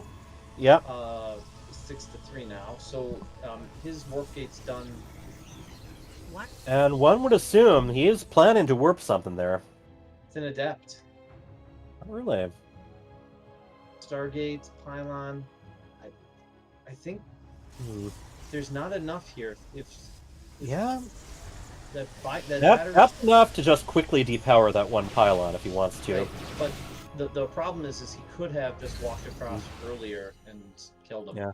And now the nice well, at That's this point, all I don't know if production. it's a problem anymore because That's all even production. If you even build as Little pylon, Reaper that's warps that. guys in at his home base, he can recall a stalker or two if he wants. He can't. He can only build these 2 adepts. This is the last of his units for a Yeah. very long time. So if Cyan's got the stalkers right there, if they just yep, there we go. Mm-hmm. He's kind The classic battle between guys who only do bonus against light versus guys who only do bonus against armored. yeah. But in the end, the stalkers are going to come out on top because in general they've just got a lot more health. I think he goes across the map He's again. powering again, yeah. If he can keep these pylons from getting up, or he'll be behind 2-3 macro cycles, and he'll have charge started, but yeah. Right now they're about almost even as far as workers go, but Scion's the one. Scion's the one with the army. He's got double the army supply. Yeah, he flew past that pylon. Did he see it? He had. Yeah, he did see it. He flew past it and just YOLO'd across. It's red on his mini map, so he definitely. I think saw now's it. the time to go for blood. I think the pylon's a bad mistake here, and he's trying to. Yeah, there he goes. That's double powered already. Now, if he wanted to, he could even just walk them right past here. Oh, Yeah. he did depower the battery, though. But you got Banner's advantage here. He does not have a pylon or a warp prism to help him reinforce. And the Void Ray path is in a bad spot. He should keep pressuring. Void Rays are nice against stalkers in some circumstances, but not if they're outnumbered 4-1. Yeah, but I think he's in vision there. Yeah, he's in vision. Yeah. Blink isn't done. Blink isn't starting, so he should be able to YOLO yeet. Just run. Just keep running. Keep running. Yeah, this is a fairly low-tech, low-army game on both sides, isn't it? Oh, come on, come on. Yeah, he can sit there, let his shields recharge, maybe even recall it out of the way. And Cyan has seen the pylon, but his brain has not picked up. There's a red dot on his mini map. He's not looking there. It's something that players below, let's say, mid-diamond don't look at their mini-map enough. And yeah, it's in his vision. He knows that pylon's there, and he's just kind of letting it be. I don't know if that would be a decision that I would make, letting a warp pylon in my main, but... Well, you taking out an unpowered gateway doesn't do much. Taking out a pylon, at the very least, not only are you taking away somewhere where they can warp things, you're also taking away a little bit of supply in a game that's fairly low econ right now. Yeah. All right, here we go again. Yeah. Oh, there's zealots. But yeah. Yeah, it's hard to tell. I've noticed Little Reaper has got his classic skins going for whatever units and structures have the Brood War style going. Yeah. Yeah, he did not need to lose 9 units. And is he going to kill it this time? No, he's not going to kill it. Oh, come on, Void Ray, that's what you're made for. Ooh, even kills the probe too. Yeah. Yep, that way, that keeps Little Reaper from doing a late match cannon rush there. He could have cannon rushed from there. Oh, you could do anything if you got the power. He doesn't have a forge, so he couldn't have cannon. Oh, and just like I said, that actually did supply block Little Reaper. When you're doing those offensive pylons, sometimes it's easy to forget that some of your supply is tied up in something that could go down at any moment. So this is a big army Little Reaper's got coming. Now there's two shield batteries with 2 pylons, and Void Rays too. And if they're playing defensively, there's not as much risk in prismatic alignment. He doesn't have blink yet, so he can't just blink. Yeah. All right. I think he's got to yeet off. Don't chase. Okay. Excellent. Yeah, stay by those batteries. Yeah, it's unsurprising because Little Reaper really does like blinking stalkers in and tricky angles. Yeah, he does. That's his go-to move. I've been at the knife point of it before. And he doesn't have any. I don't like Cyan not warping off his gateways. He's got the money. He should be dumping his gateways, and Immortal would be great too. Honestly, I think they could both use a warp prism. We have had multiple attacks where they didn't really have a way to to automatically reinforce. That's the big thing that Protoss Warpgate has going for it, just nullifying the defender's advantage. I And we really have, like the move yeah, back here. yeah, he's got The plenty to defend. He can take his third if he wants. Yeah, Little Reaper went ahead, get ahead. Um, really, Cyan to catch back up in this game really needs to start pumping the Immortals, and get Yeah. some charge lots. He knows that Little Reaper Right. has a big Or stalker ball. even a disruptor or two, yeah. Yes, something that isn't what he's got. It's hard to catch Well, up from a spot of yeah. behind, making the same stuff being Void thrown. Rays, Stalkers can be pretty good at running away from Void Rays as well as they do against them, although it's a lot easier if you've got Blink, and we finally do see Cyan getting Blink down. Yep. But the big strategy, Stalker versus Void Ray, hit him quickly as soon as they do the prismatic alignment and get slowed down. You blink away, you keep your distance, you wait for that to run out, you hit him again. So Cyan needs to F1.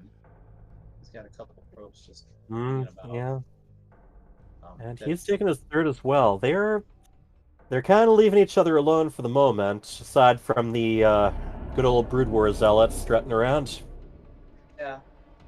I'm here in the shadows. He knows how big the Little Reaper's army is. I still think a couple of mortals would really. A couple of mortals pumped out right now would really do pretty well. Little Reaper's gas is really piling up. He's got some DTs built in now. Yeah. I think, there's an observer. And of course, High Templar Archon makes a wonderful gas dump once you got that. Yeah, there's double forge coming down for Cyan. I don't think there's a single forge. No upgrades We for... got DTs, but he's got detection. Yeah, so they just kind of go to their death. Okay. Prismatically aligned. The zealots are donking away at the still might not be enough. Ooh, yeah, okay, I guess it can be enough. He could just back up those field batteries, yeah. Yeah, I think he'll win, but, could have won. Yeah, could have won a lot more decisively if he'd taken advantage of those defense structures. Yeah, Little Reaper's still rallying in, so... At least doing some healing afterwards. Yeah. He's got a very well-placed observer, Cyan does, so that he can see the army coming across. He knows where it is, this DT's going to get in and ravage the third. There's no cannons, there's no... So he's got an F2 over to it. He'll get it. He's got a handful of probes. He's still down 14 probes, so... Yeah, once again, there's definitely been some freebies that Little Reaper's gotten as far as probe kills go. Yeah, that is... So we got double upgrades going for Cyan. A gateway explosion. 6 gateways building at a time. That will bring him up to, 9, which is a good number at this point. He still has to... Robo units would really win the day here. His own charge and Robo. Yeah. I mean, he's up against all ground. And honestly, just something like Immortal Void Ray is a very high damage combo, especially against armored units like Stalkers. Yeah. 7 Immortals chunking away at that Stalker army. Even a couple Void Rays in the air, and you can go full mech at this point. And he sees the army. Oh, his observer got killed. Little Reaper's observer appeared and killed his. Let's see. As it can go. Observers are very dire enemies of each other. Yeah. They're very territorial, too. They do not get along when one of them is on the other side of the map. I think Cyan's stabilizing pretty well here. Little Reaper's expanding faster, and so I think he's keeping he's economically procured. And supply lead as well. He's had a supply lead almost the whole game. He's 20 of that as workers, so True. The army value is fairly similar. I don't think that he could go in and win the day here. Is the observer in his vision? Let's see. Yes, they can see each other. They can see that observer. Upgrade complete. And once again, yeah, I don't know. Maybe I think Cyan just hasn't been paying a lot of attention to his mini-map this game. Yeah, it's definitely squarely in his mini map. He sees it's there. Oh, there he sees it. Yeah. But, All right. You But kill my what- observer, I kill your observer. Observe this, pal. yeah, I like the zealots added. He's getting. Yeah, they've both got quite a bit of a bank of gas. You know, and I mean I'm pretty much at their level. I'm also code A, but I love to just add a Little Reaper has it. Templar archive. Little Reaper has it and Storm. Okay. He just does. Yep. Oh, he's All got right. Templar. He's got Stormy boys. Yep. He does indeed. 3 Templars waddling in. I like this. I like this army with the Storm quite a bit versus what Cyan has. Cyan is again standing outside his shield battery range. Yeah, and he can catch them with some splash damage right there if he wants to, but he's going to go for This the is going to expansion take first. out his force. It's going to be canceled. There's almost no way that. Well, we'll see whether he cancels it in time. I know he's been a little bit slow to react as far as the workers go. Nope. Not canceled, no. So there's. Oh Storm. yeah, this Storm? is No, a that's lot good to deal Storm. with. I mean, good defensive blink, but he's got these shield batteries that he just hasn't been taken advantage of. And I think it might be a little too late now. Yeah, I think so. Now, if he don't can, quite there. Oh. if he can, if he can do good against about just blinking his damaged stalkers back, Take forever for Little Reaper to get. and that's where a warp prism would have really served its purpose. No. This warping these chargy boys should be pretty good. Oh. Not the direction he wanted to blink at that moment. No, he's gonna lose a bunch of this, and I think he'll have enough for another warping. So a couple of portals would really go a long way on this. Yeah, but these zealots run right into the Running out reinforcements. of money. I really Running out of money, running out of time. Yeah, he's got no army right now. He's got a 0 army. All right. 3 Well, the Reaper can zealots probably consider is his not going for the expansions again. Decides to just go straight. Head through the natural, possibly to the main. And Cyan doesn't have an answer to this. He's almost half the supply. Yeah, he's got 2 zealots right now. But 2 zealots versus 20 stalkers. And more stalkers on the way. Yeah, I think this is all over, but the GG at this point. But I think Oh, that poor rallied Void Ray. It didn't know what hit him. GG. All right.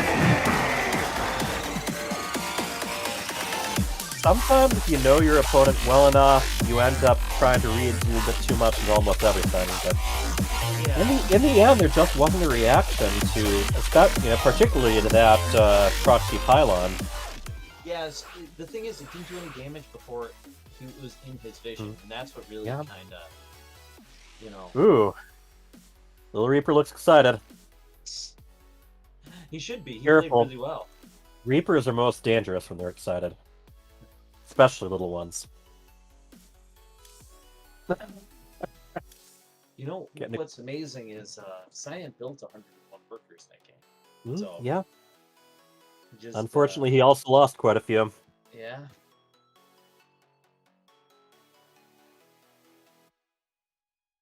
Yeah.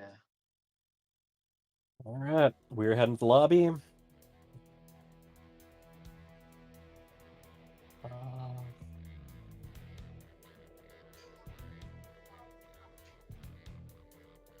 Invite to game. Yes, indeed. So, all right, we have inside and out, not one or the other. We got both. So, do you favor the insider or the outsider? I think if I was Cyan, I would expect that same 3.5 minute to 5.5 minute pressure. Hold it off and expand, and you can beat I Little think Reaper. Cyan. Yeah, sorry guys. Cyan made not Cyan. The host of the game needs to start this. Mizel didn't make me the host, so one of you guys, David, probably the host. David, you're the host. Am I? Okay, so what do I do then? Do I invite him? Just press start. Start. Oh, okay. All right. Well. You can see it, Freedom, right? Yeah, he's an observer too. Okay, excellent. And referee. Yeah, so Just not the host. Just not the host. You gotta Take be it, ready guys. to it. Whatever Little Reaper is gonna do, it's gonna start early and it's gonna start aggressive. Right. You know, that's the bread and butter. FSL Season 6. Come back, but I love watching these aggressive plays. Okay. All right, in the upper right, the light blue Protoss it is. Cyan. And in the bottom left, one game up, he is the red Protoss. Little Reaper.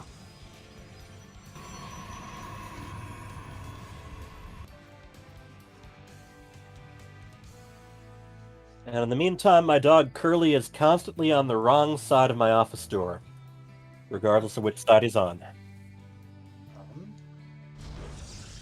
And Little Reaper's probe moves out again. Let's see if it's just for innocent scout or if it's for nefarious purposes. Done. You know, the Protoss versus Protoss game. You live by nefarious purposes, you die by nefarious purposes, and boy, do you get people to rage by nefarious purposes. Yeah. Probes can do a lot of things, and you never know quite what they're up to. You have to always see them at least as a little bit of a threat. Probes are the best unit Protoss has. Easily. Yes, indeed. Cyan All right. Chasing... Oh, this Yep. a little bit late. Yep, the red probe quietly takes his exit. Yep, and he's got his gases up earlier. Yep. Counts I as mean, saves. and of course the big difference is where they're walling. Cyan walling his Cyan main, just well, Little his Reaper. pylon. Oh. Little Reaper did not, though. Yep. And also walling the natural ramp, you know, which oftentimes opens things up for any more defendable, but then, yeah, proxy pylon too, so we're talking pylons. There's one coming up. Yeah, so he just unsupply blocked himself. Shoot. 2 zealots. He's super defense. Why? Yeah. The thing was up. Why didn't he build? I don't get this build. Well, it's a 4-gate. If he needs another pylon, then pretty quick here. We could see some gateway units really clashing together. Yep. And what I love about walling the natural as Protoss is that, you know, your opponent can't really tell whether you're expanding or not. Right. As long as you keep that defended. Alright. So, ooh, alright. You wanted Nefarious. We got a Dark Shrine coming, and they don't get more Nefarious than that.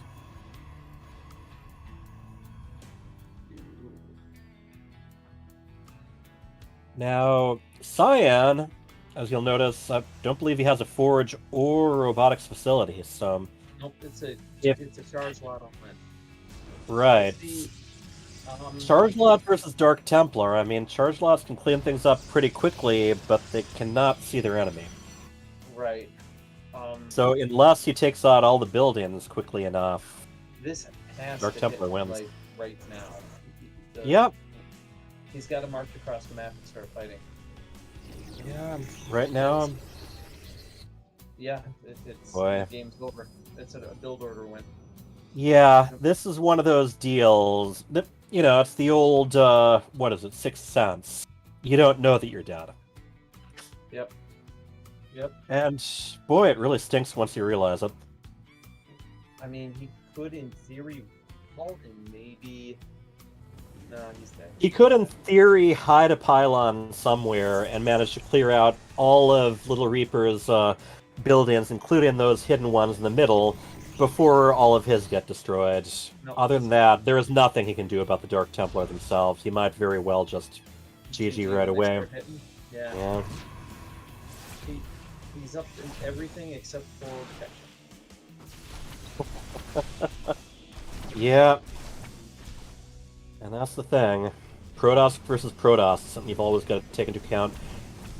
Yeah, and potentially, I mean, he could even wall off the main ramp, just using DTs in hold position if he wanted to. But Yeah, but there's a DT back here defensively. It's all over. they're just cleaning things up.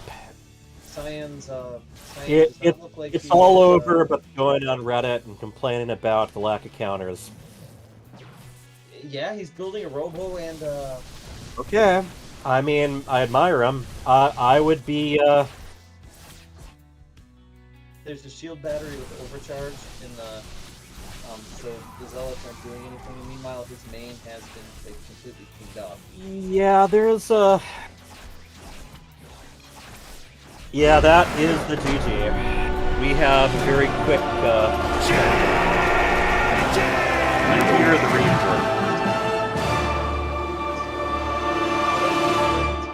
It just it ran into, you know what I mean? Cyan actually had a really well done build. It ran into Yep. a little buzzsaw. All right, guys, we'll bring him in here for interview, so be ready for him. Yep. All right. All We right, are ready. we'll bring him back in now. Hello, Cyan. Hello, Little Reaper. So we had two very interesting games of very different lengths there. Yeah. I think you're muted. Is he muted? I can't hear him. I can hear him. Okay. Yep. All right, Little Reaper. You managed to get away with a lot the first game. Yeah. Do you usually have that much luck with a hidden pylon? Usually. Usually, people just don't take it into account. So Yeah. I'm hoping your opponents are taking notes. Otherwise, they might be in big trouble. Cyan, about that pylon. Do we need to talk about that pylon? Did you it was in your vision. Just one question. It was in your vision for a long time. Did you flew a void ray right over it before it had done any damage? Did you just not notice it off of your mini map, or? Yeah, I never looked at the mini map. So when the void ray went over it, I actually thought it was my pylon.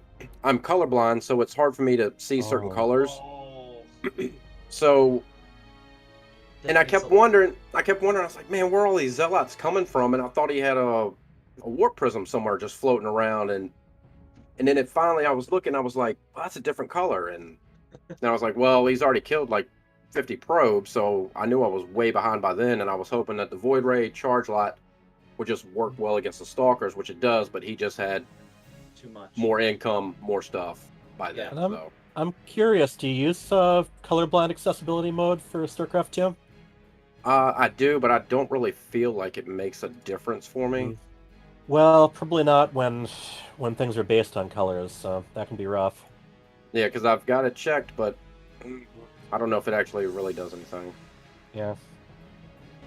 So, in the second game, your build was really smooth, but that's one of those ones where as a caster, you're like, oh, yeah, that's a tough build order loss. Your build needed to hit just a couple seconds earlier. Maybe you could have run with your plan of building the observer out of your base, but once the DTs were in your base, you kind of were out of luck. Do you think, I was. Well, I was hoping to be in a base race, so I was going charge lot from the start, no matter what. That's what I was going to do, and I was hoping that he would just do like an immortal stalker 5-minute timing. And when I saw the Dark Templar, I was like, well, maybe I can just do a base race with him. Yeah, and it took. I mean, it took a you lot use to the get through tools his. you've got. You did your Yeah, best it took there. a lot to get through his natural, right there, because he had a Dark Templar, I think, swiping at my stuff, and then the Stalker with the shield battery at his main. And by then, it's like, well, I can't produce anything else, so that was pretty much it. And he already had Dark Templar, so no matter what I did, it wouldn't have mattered. Yeah, Yeah. maybe it's pretty deflated. As a Protoss player, I know Protoss seems the hardest cheese to hold as a Protoss player. So I really felt that. I think every Protoss player has been beat by a build that just hard counters you. That you look back and you're like, huh, I lost that as soon as I entered in the game. So that's a tough one, but I expect you to finish pretty high up in the Code A rankings this year. let's ask some questions to our little man, Little Reaper. I All have right. one. Were those did you have a planned cheese for each game, or did that just what strikes your fancy? A plain cheese for each game. And then So- you get to hold on to your map 3 plans for another time, then, right? Yeah.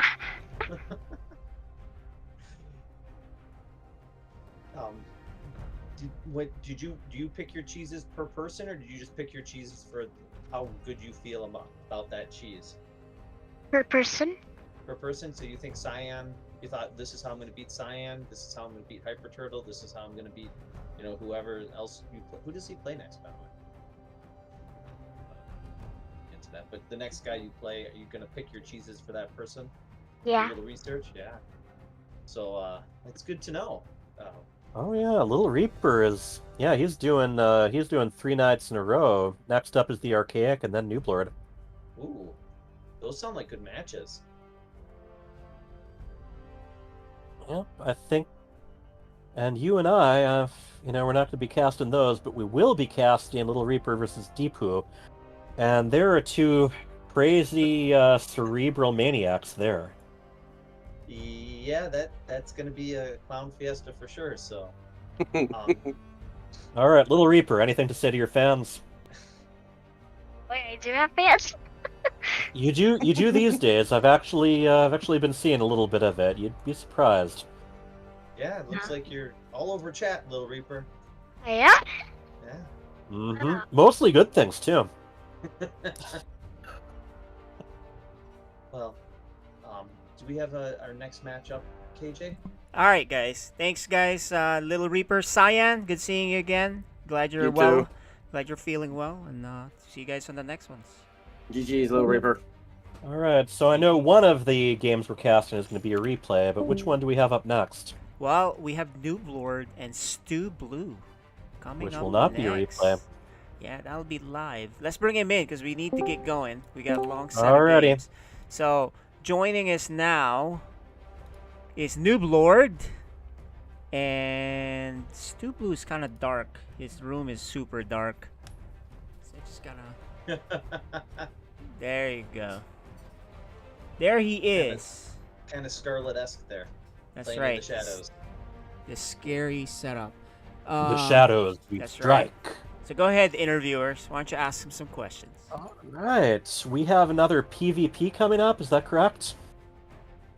Yeah. Couple of Protosses. Have you taken any inspiration from that previous game, or were you busy warming up? I was just watching stuff. Good.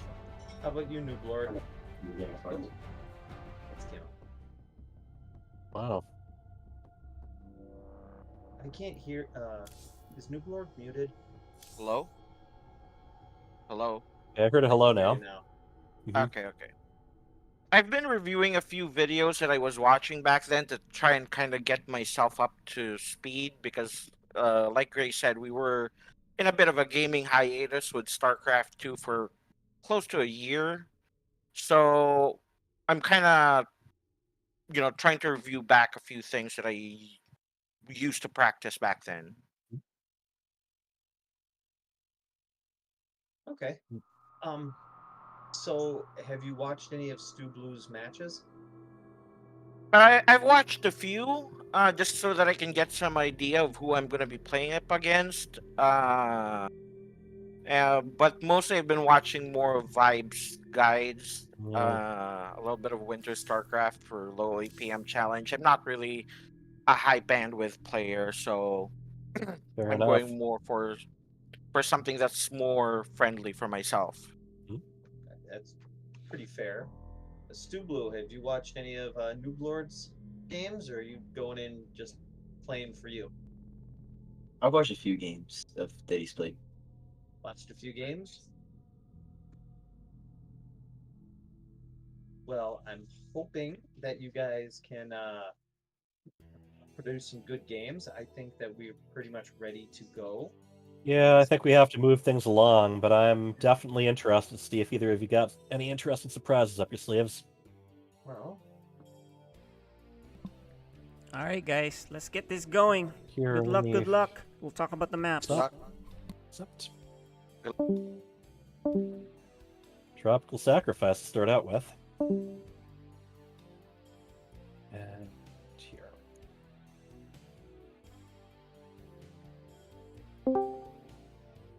Got one.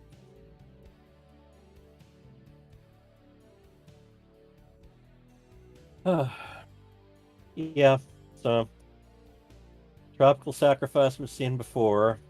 Usually lends itself pretty well to defensive play. Oh, yep. We keep getting... Yeah. Oh, wow. What just happened? I've been booted from the lobby. Huh. No. We need to... We need to cancel. Okay.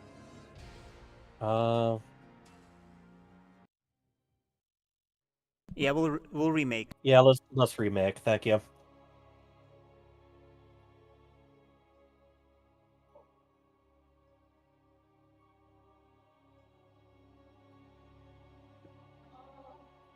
Do you know what happened there? I don't know. A little bit of confusion about the hosting. Okay. So while we have some dead time to fill, we get the game going up. I don't think these two players are in the same class. I think that Nooblord should be the heavy favorites from this, but FSL's filled with surprises. I'm really hoping that we see something exciting out of Stu Blue. Yeah. Yeah, I'm hoping so too. His family has also been working. Yep. Okay. Do we have a game? Am I just not in the lobby? No, they haven't created the lobby just yet. Okay. I really hope that these games are closer than they Yeah. would be on paper, because on paper, I think Nooblord moving into low diamond territory, and I think last time I checked, Stu Blue was goldish.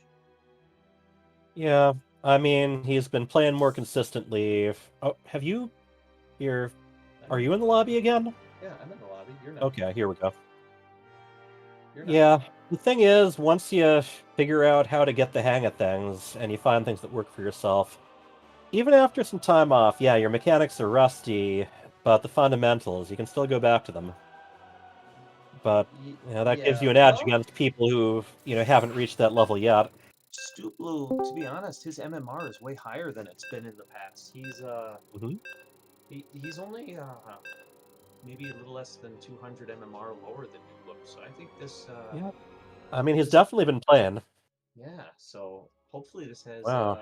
It's a pretty dark soft drink with a very dark blue background there.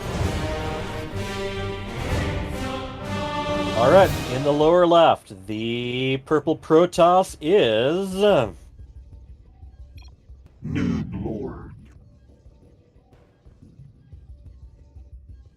And in the upper right, the dark blue Protoss, he is called... Stu Blue.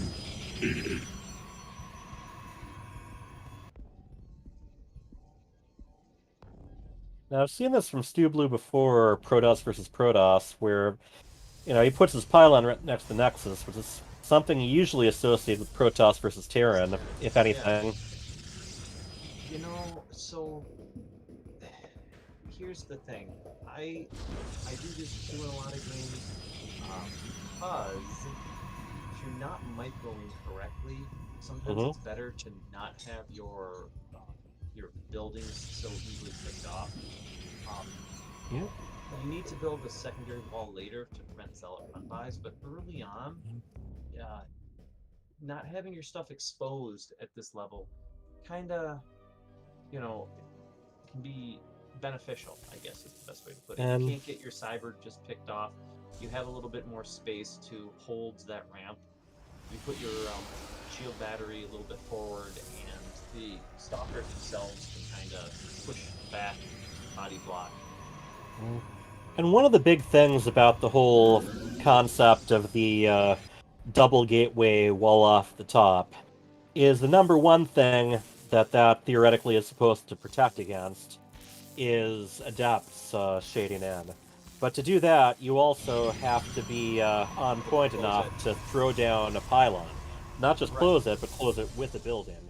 Right. Because shades go through units, and they even go through force fields. That's one of the reasons I don't. I'm not fast enough, and the shades just get in anyway. So then just blocking myself. But what we have is a lot of probes playing tag with each other. Yeah, It's it looks been like kind of back it and looks forth like he's on the trying map. to take a base here. Yep, there he goes. Yep, So got he his needs to natural put- up. he needs Got to a put pylon down. second probe replacing the first purple one. He's got to go build units. New Lord. I am here in the shadows. Is he? Yeah, he's got 2 stalkers on the field. Okay, yeah. And they're gonna go across the map, and man. Sometimes it's amazing how much damage 2 stalkers can do right at the very beginning.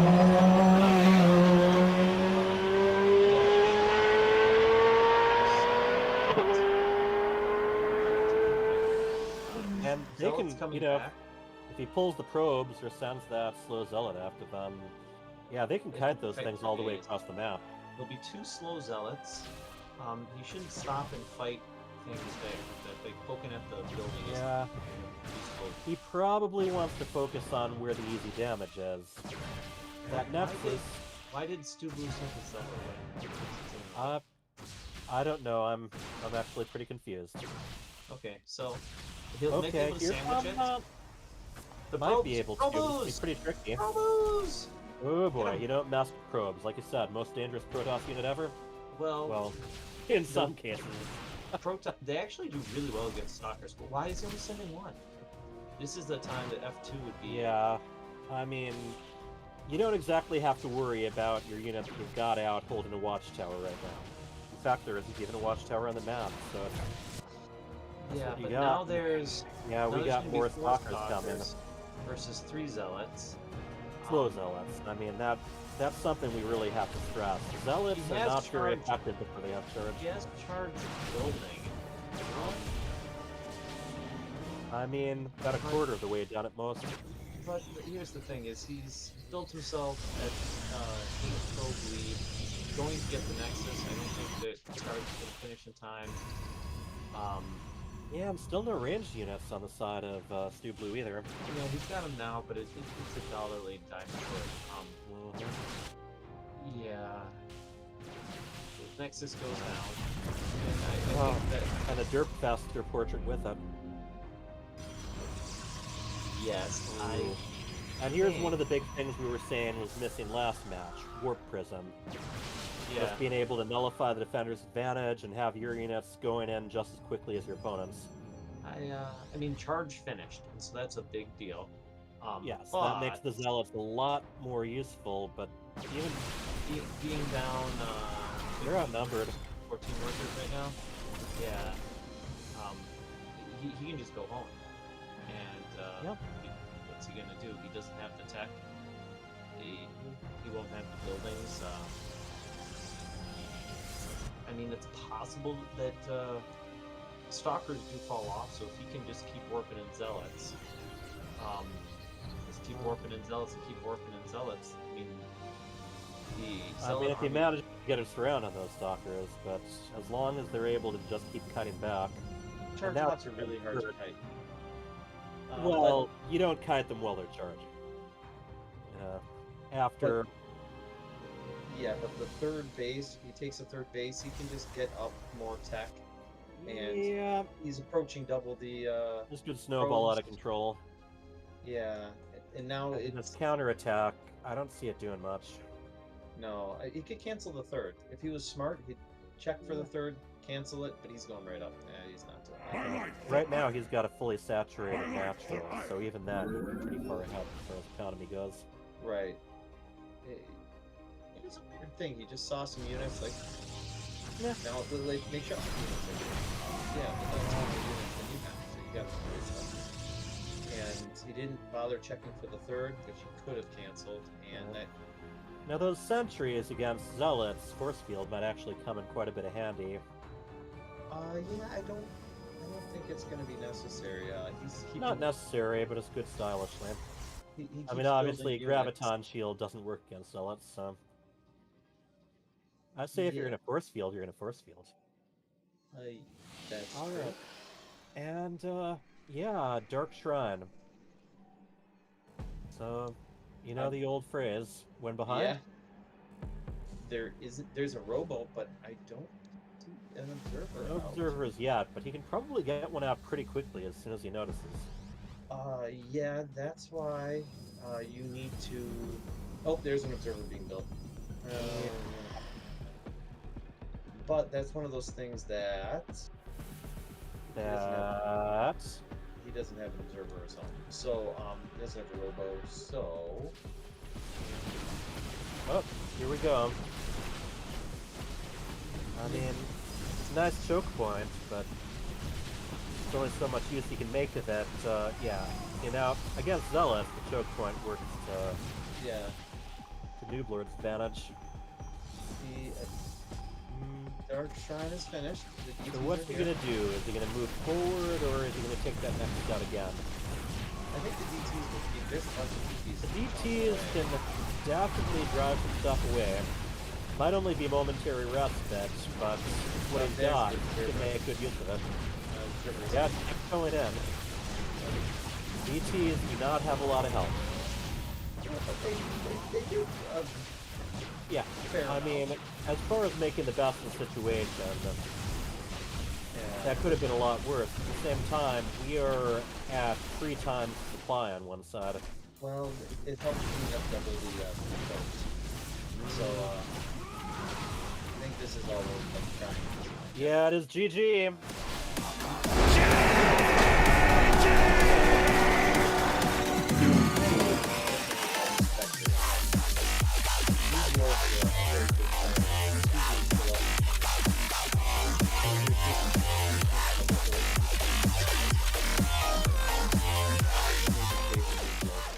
So, I think that Stu Blue might need to go a little, take a page out of Little Reaper's book and go something incredibly aggressive cheese. I think that would probably be your best bet. If Well, you know, as they say, your best defense is a good offense. So if you have the attack units, you can also use them to defend. If you don't have anything, you can't do anything with them. that is the case. I don't think a macro game is going to be something that Stu Blue's going to be able to keep up with New Florida. So, hopefully he can recognize that and move aggressively into this game. And I think there is some spots that a 4-gate probably would have beaten New Lord in that game. So, you know, Well, guys, Waterfall is game 2. Thanks for the raid there, Musti. Welcome, viewers. This is FSL. And casting is Hyper Turtle and War Bunnies. Yeah. So, we are expecting the people just turned in, Stu Blue and Noob Lord, both in our code A. Noob Lord's a little bit higher ranked than Stu Blue, and it has taken the first game, so we'll see what And had a pretty consistent lead the whole time. Yeah, so we'll see what this second game has to offer. Watching FSL Season 6. In the bottom left, the dark blue Protoss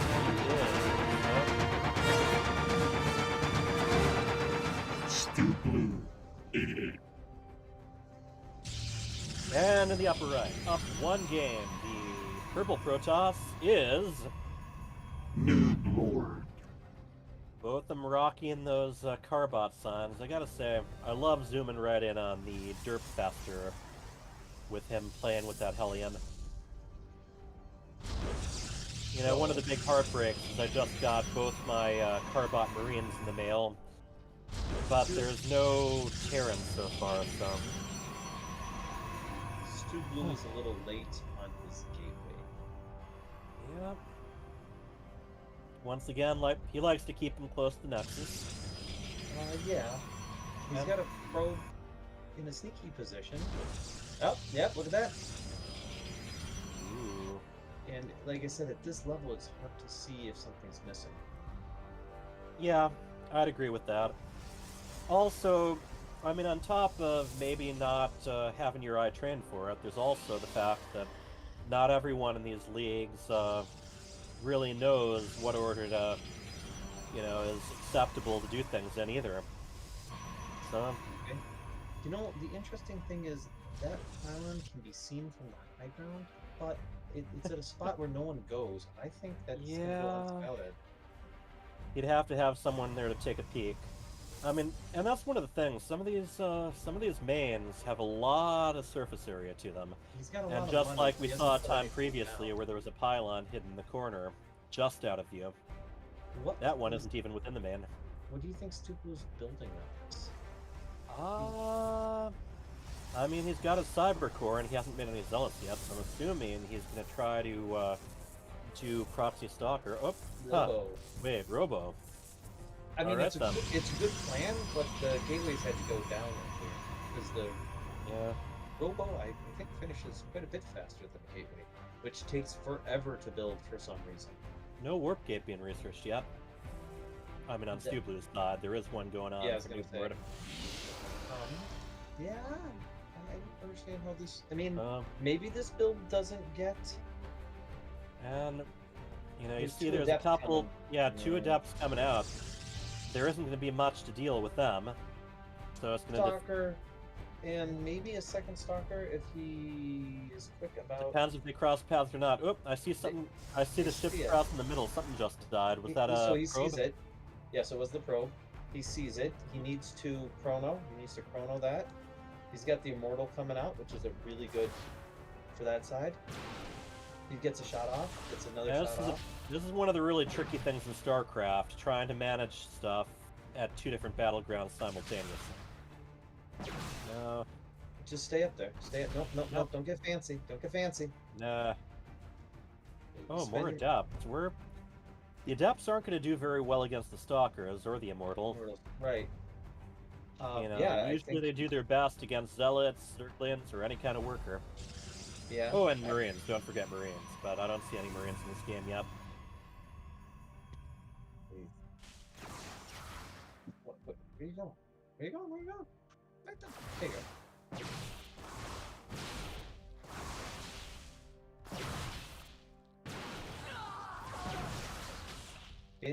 The immortal? Where'd the immortal go? Right in the middle. This is a very interesting proxy where the units are being mostly used defensively. Yeah, just go F2. You've got enough units, dude. You gotta go now. You're gonna fall behind. I think 7 Nothing but adapt. There's no shield battery out yet. Yeah. Yeah, go fight them. But yeah, stick to your guns, man. You gotta fight them. Those shield batteries are coming up. Yeah, You gotta that's fight one them. of the things. If you're gonna proxy and if you're gonna do an all-in, you got all in. You can't second guess yourself because you're stuck with what you got. He's got 700 minerals. You could build Yeah, a he second can- immortal. Oh, don't put a pylon there. Warp gate not quite done. Your Yeah, crab there might is not the be able to risk get of out. trapping your own units inside there, isn't there? Yeah. He's supply block. I think This is gonna, yeah, this proxy is gonna lose its edge more and more the longer this goes on. Well, warp gate's Especially almost with the done. income advantage on the purple side. Right. He does have 2 mortals, and that is not nothing. He'll have 4 stalkers. Alright. So let's see if this. Yeah, I mean, it's a tank. It's a good tank shield. He has the. I mean, true. I mean, especially if you got more minerals than gas, but he's about even between gas and minerals. Yeah. But yeah, I was checking. There He's is gotta back no away. charge. Back away. Back away. Back away. You gotta back away. Warp in. Back away and warp in. Run. Back away and warp in. Warp in. And that's warp the in. thing about warp ends. You know, unlike if you just hotkey your production structures, warp ends, you got to be looking at where you're bringing them. Yeah. It's trickier when you're looking at more than one place at once. But So he can, if he sneaks up right now, he can maybe base trade it. Build a wall and base trade. He has the possibly. money. But he's got to go. Nope, you can't. You got to. Oh, and the boys get pulled, and then I mean, yeah, it's something. But in the meantime, he's got his wait. They're running. Okay. Hey, it's working. Go fight them. Fight them. Yeah, come on. Nobody's home, man. He walks into the immortal shield right batteries, yeah. onto the shield battery. He is targeting down the pylon. I think that one battery is still within range. He walked away from the. Oh boy, can he finish it off? Yeah. And okay. I don't understand what's going on now. No, I didn't understand what was going on at the very beginning. So I mean, he's definitely got Nooblor's attention. The minerals are piling up, and he's just about supply blocked. Yeah, but it's over twice the supply. Well, also, one player is mining from 2 bases. The other player is not mining at all. Yeah, I think it's basically over. That's pretty interesting, though. Second best. Yeah. I mean, Nooblord could disconnect, or could find the love of his life, walk in his room, but decides that he doesn't want to play StarCraft. But barring that, Barrett plays. He might show a moment of mercy, much to his detriment. Oh, he did not. Yeah, he did not Barrett at all. Yeah, you know, I mean, he mentioned that there's connectivity problems around where he lives. Yeah. And I mean, these days, power could go out anywhere at any time. Yeah. You know. I don't think Zest would be winning the position against Nooblord from Stu Blue's spot. So I mean, yep. It's one of those things. I mean, they're both in the game, and where there's a will, there's a way. And Stu Blue against the odds is willing straight ahead, but this might be the last fight. Oh, this is definitely the last. Or maybe not. That's a lot more than the better part of valor. Yes. Yeah. I mean, Nooblord's looking for good bases. It's like he's got to be in the game for some reason. Well, here's the deal. When you have this much of a lead, what do? You think about what might still cost you the game, and one of those things is it turns out you're not actually in the lead like you thought you were. Right. You gotta keep running. Purifier's on the run, man. You know, Stu has a bunch of money, just no way to spend it. And also, another way that this could go for Stu Blue is that Nooblord decides that he's going to max out, and then after he maxes out, he waits for 5 minutes and let Stu Blue max out. Nooblord could go to Disruptors and have that really bad miscalculation where he ends up blowing up his own army. That actually does sometimes happen. No, the only problem is it's a single no.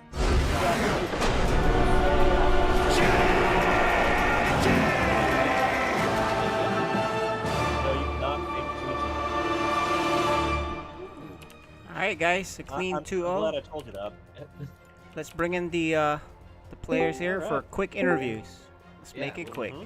Yeah, we'll make it pretty quick here. Yeah, quick interviews for quick games.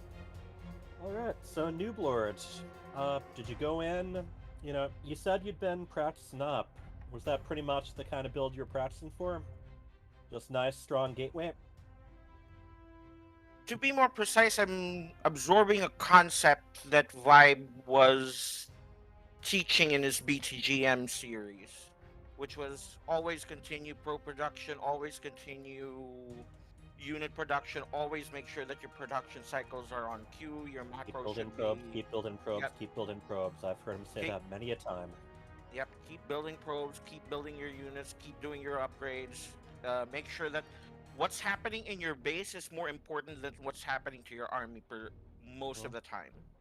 Yes. So you keep your eye on what's happening to your base and make sure that your production cycles are on cue. and that will make that will make sure that you're winning most games and you're losing. Like it. Yeah, that's my strategy too. Stu Blue, he was the heavy favorite coming in. I think in the first game, the macro game, he kind of showed his class. But in the second game, it seemed like you had something pretty clever for him. A little bit of execution error, but I think it was really on the right track. Did you practice that in the past, or is that just something you felt like I can't beat him in a long game? I've got to go at him. Well, I did that last FSL season. I forgot against who, but I think it was Depot. That's how I won the series. And like, it works good against anything besides the depths, and that's what he built. Well, actually, you kind of had him. You missed your warp gate for a little bit, so you were a little slow on that. Otherwise, you could have just walked in and bopped him. There's just a little bit of execution error, but it was. Depths don't do great against Stalker Immortal usually. Yeah. So if you're going all in, you got to go all in. That's the thing. And I noticed a lot of your units were actually heading back to the middle of the map to try to help defend. Yeah, but it was really close, and I think that polish it up a little bit more, and I think you could get a lot of people in the A League.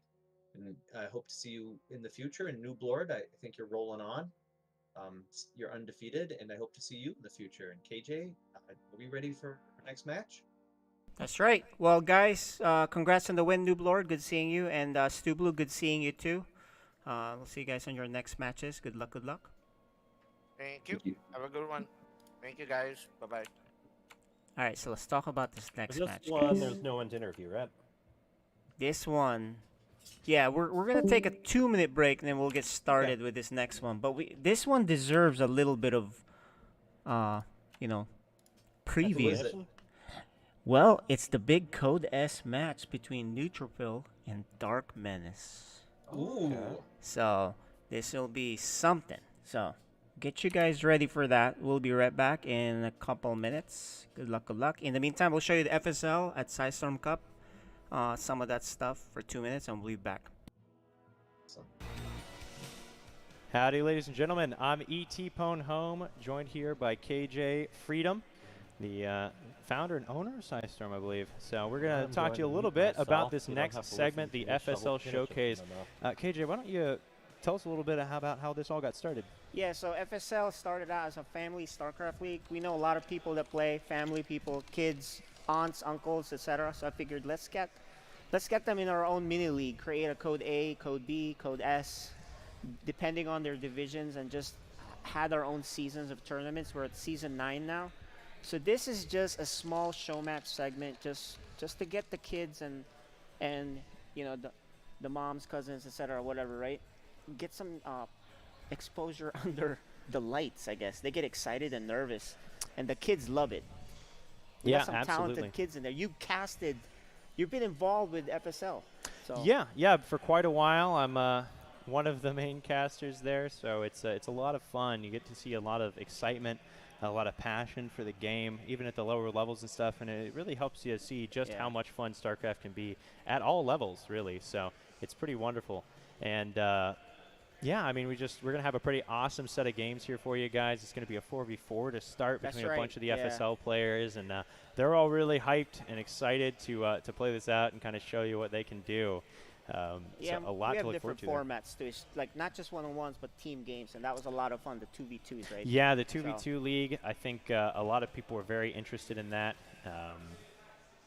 Just had a lot of fun with it. Being able to just have someone to collaborate with and bounce your ideas off of and be like, we could do this and you can do this and everything, and have someone to talk to in game. I think it helps keep you a little bit, you're calm, you're chill, you have someone just kind of banter with. It helps keep you focused on the game and just having fun and not getting too nervous. So. All right, well, have fun casting it. You know the players. You've casted them many times. Yeah, so I think we're going to take care of that. Yeah, we'll play a little video just to give you a quick introduction to our 4v4 players here. Yep. And then we'll be hopping into the game shortly. Yep. All right. See you guys.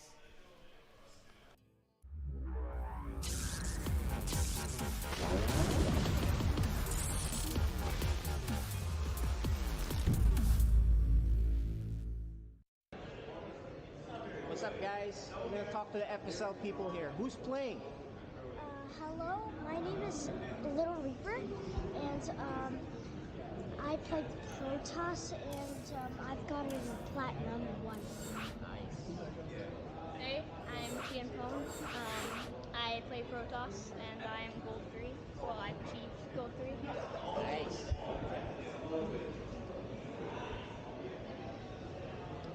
Hey, what's up? Dominic. Tell me your name, game name, your ranking, what race you play. I'm Dominic. I'm Deepu. I play everything, and I'm Plat 1, I think. Yeah. Nice. Hello, I'm Ethan. I go by ET.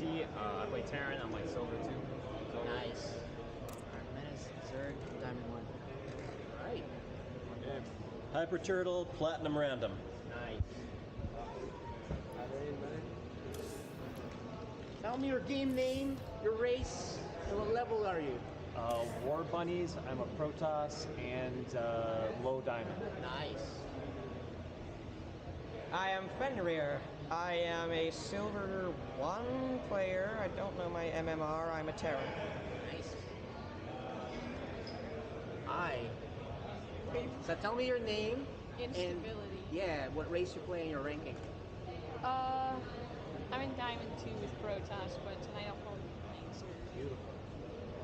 Hey, I'm Neutrophil. I play random and I'm high diamond. Nice. And I'm Tian Pone. oh yeah, we saw you already. There you Yeah. go. And this is ET. He's gonna be casting. Howdy. All right. And that guy is Caliber. He'll be playing later too. And that's our FSL group. We'll see you guys in a bit.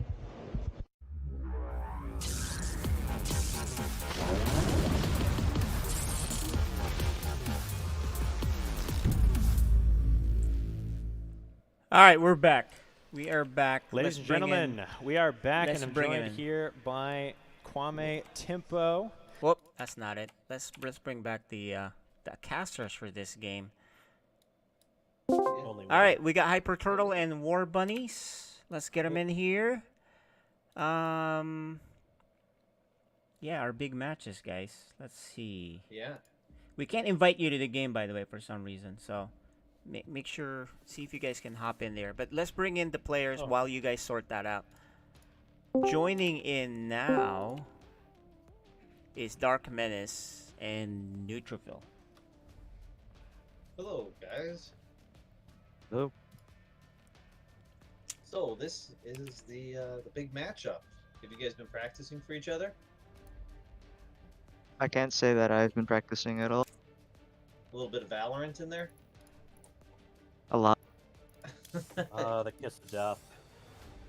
And this is actually for both of you. It's your Code S debut for the season. I believe Neutrophil, you've done a little bit of 2v2, right?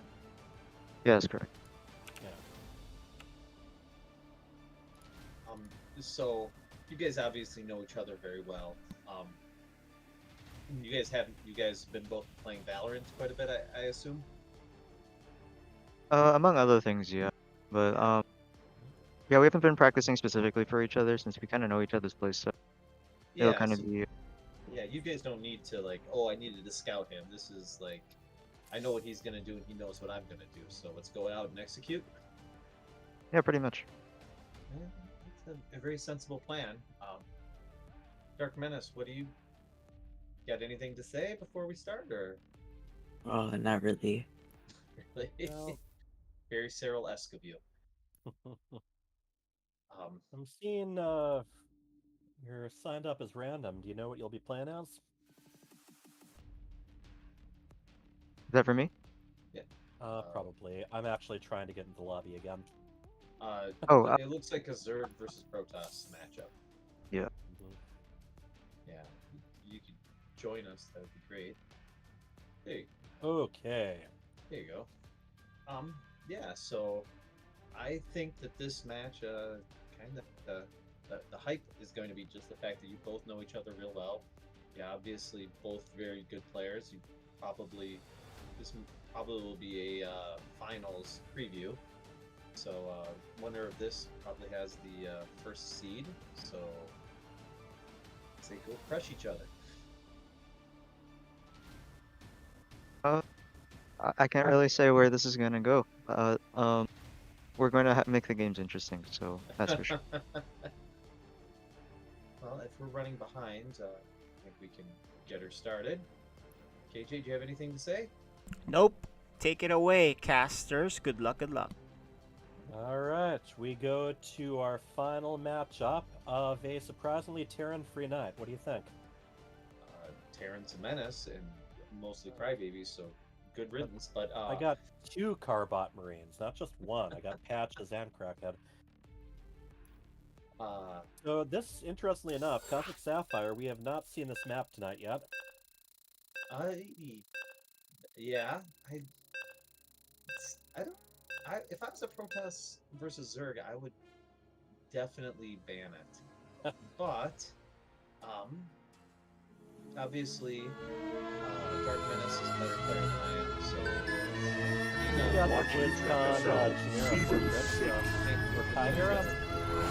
Yeah, Neutrophil's a better player than I am, so Alright, speaking of which, at the top, the pink Protoss, he is... Neutrophil. We both ended up Protoss. And in the lower right, the blue Zerg, he is known as... Dark Menace. Now I noticed he actually had the emotes backwards and did HFGL. Do you think that's part of his plan? You think he's trying to psych him out? No. I do Neither not. do I. I think these guys know each other very well, obviously, and family and all. I think that I expect cheese from our Protoss player, but From a Protoss player? Are you sure? But Neutrophil, Yeah, I don't know. I think Neutrophil's ways got to so hit him far. early.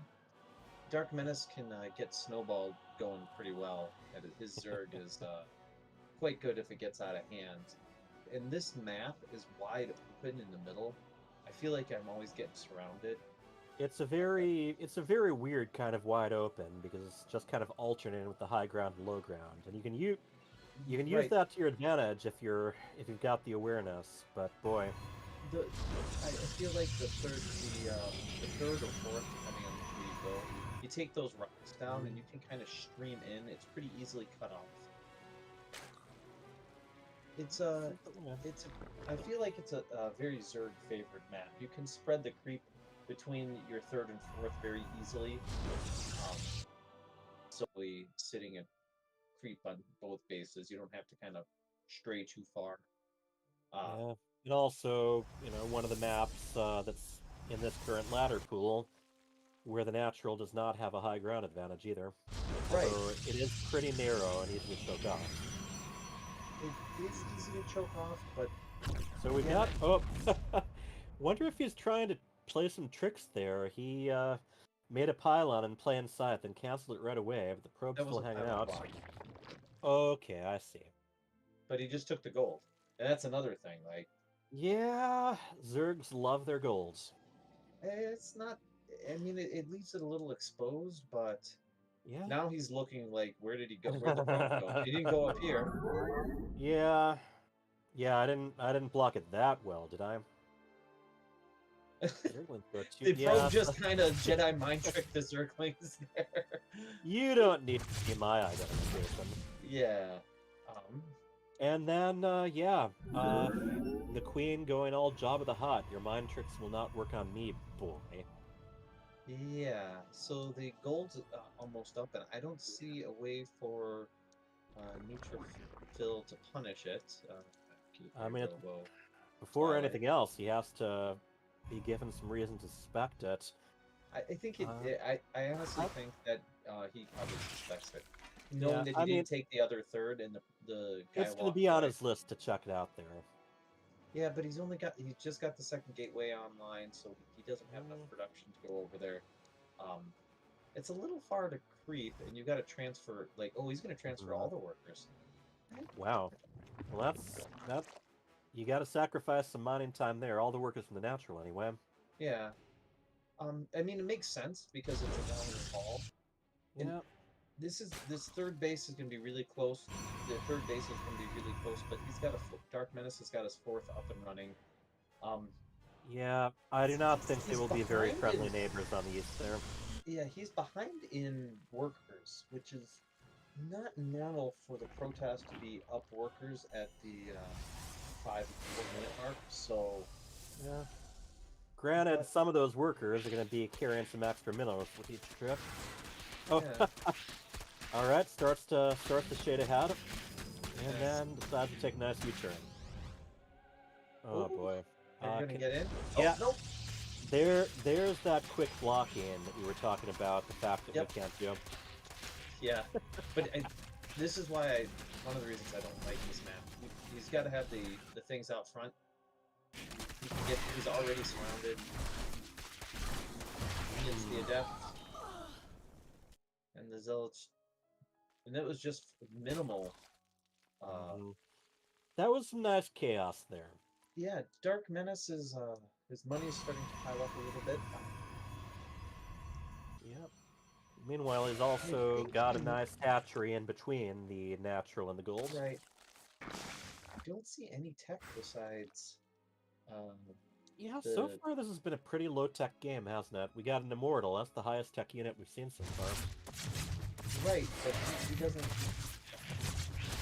He's got a layer, but no layer tech. He just slapped down all his tech right now. Baneling Nest, double Evo. His money is really piling up, though. Yeah, that's kind of surprising. Yeah. He might be focusing a little bit too much on those Zerglings. Yeah. A player of this caliber normally doesn't do that, but as Yeah, you say, that's he's what I'm been playing a thinking. lot of Valorant. I mean, he could just run in there. Valorant, yeah, that's why I don't play Valorant. I don't want to get even worse than I already am. He doesn't have. You know what's funny is he doesn't actually have a shield battery in the wall. True He's enough.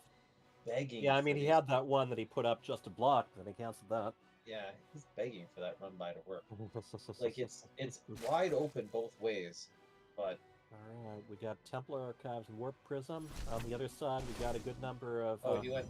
Now he's plugged the wall. Armor attack and speed upgrades going on. Yeah.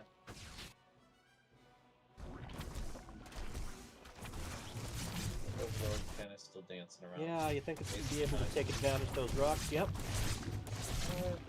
Yeah, eventually, but. Yeah, well. It doesn't look like he was able to survive for what it's worth. And I believe Overlord Speed just completed too, didn't it? The Zerg did the very Zerg thing of went up to 80 workers, and now he should be pumping nothing but army. Oh, yeah. Lots of Banelings on the way. He's going to try to, I think he'll probably kill the gold. I think this is a little too much for him Yeah, to... I don't think it would be hard to snipe before the reason is done. I think he's going to get it, but I don't... He got a lot of value of it already.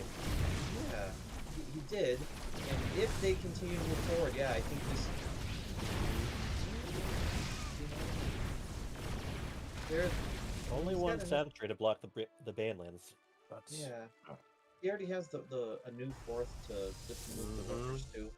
I don't think that was the end of the world. He didn't have a creep tumor down there, which is a bit odd. I mean...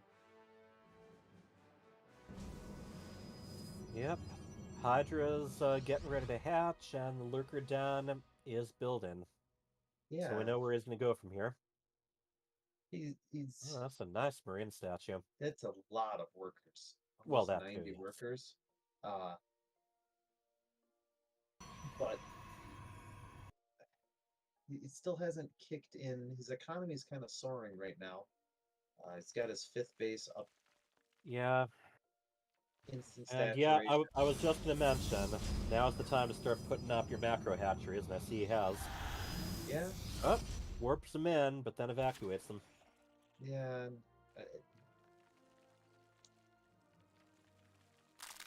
You know.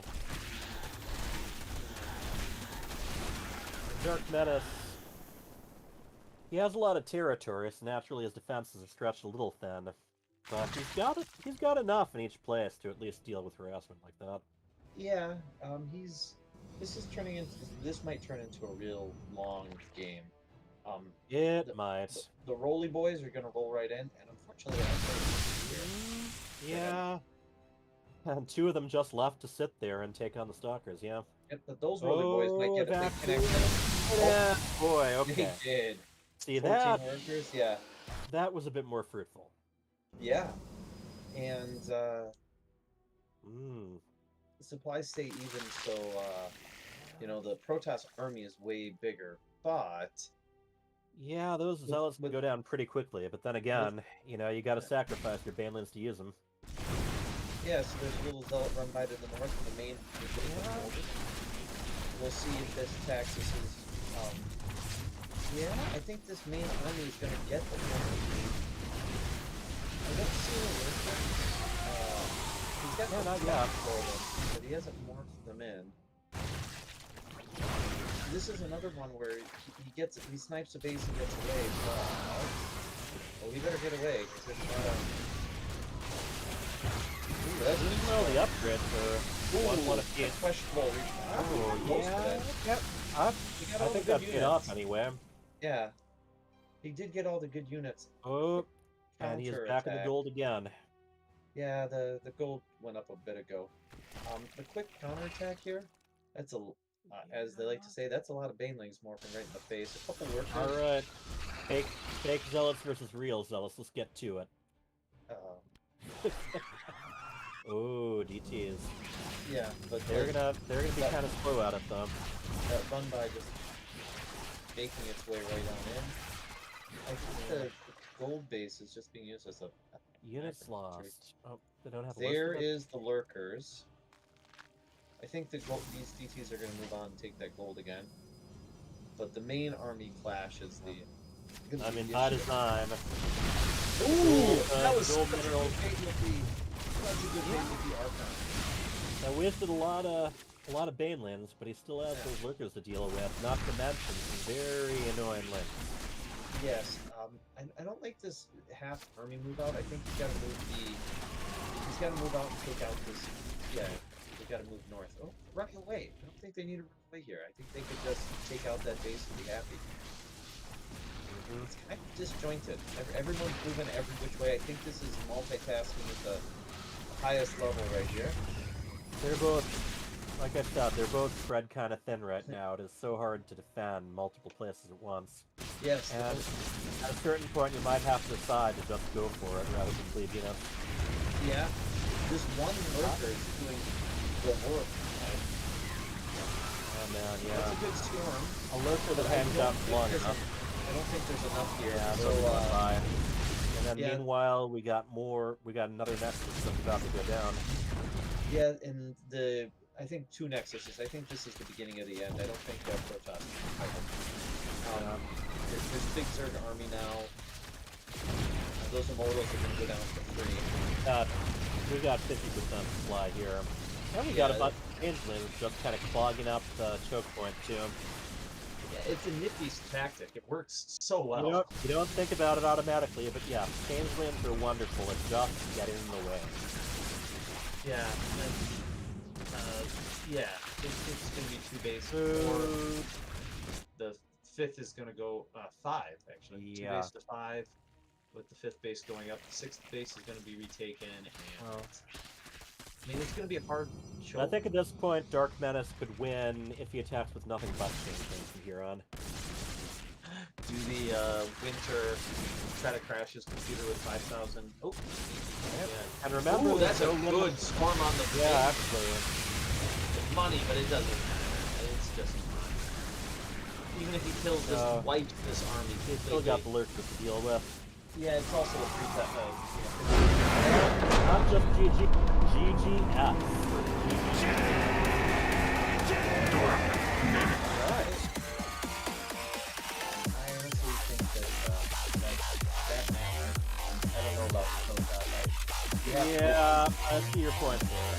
And Dark Menace is able to stay ahead in the economy from the beginning. Yeah, you can pick away at bases with the Protoss, just like Neutral did. Cancel this base, cancel that base. But you're playing whack-a-mole, where a Zerg can lose a base and just move, where the Protoss is going to get surrounded, and the Lings are going to. And you can't afford to be losing your own bases while you're knocking theirs out. No. No, so this map right here, I Data like. C, another one we haven't seen so far tonight. We're Yeah. getting a nice little tour going. Dark Menace is going Terran because you go to them in. Terran random. Let's see if they go. Did you hear that, Patches? Did you hear that, crackhead? We have a random. Ah. All right, still a 1 in 3 chance.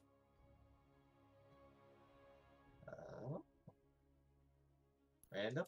Yeah, it's been fun. I've been posting about it. And it's amazing how many people completely missed the announcement that the Carbot Marine plushies were going out. Oh, So I noticed. these poor souls pointing out that they had the Zerglian, they had the Zealot, but they didn't complete the collection. Well, I'm glad I'm not them. All right, enough about me. He really does like to have the age after PL. Okay.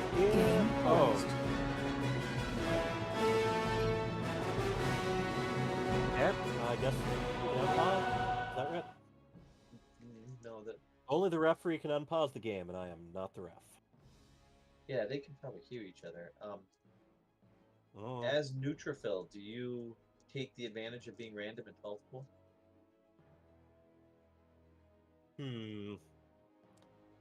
I mean, you can take the advantage of being random a bunch of ways. You know, even from the vague build order from the beginning.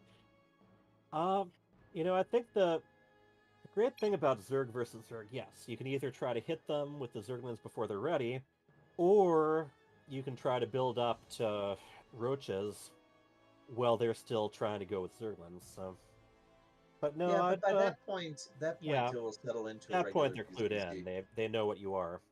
Right. If you go 12 pool, they go hatch gas But pool. I don't know. I honestly in 1v1 I mostly go random on the ladder, and I keep forgetting that there's supposed to be an advantage to it.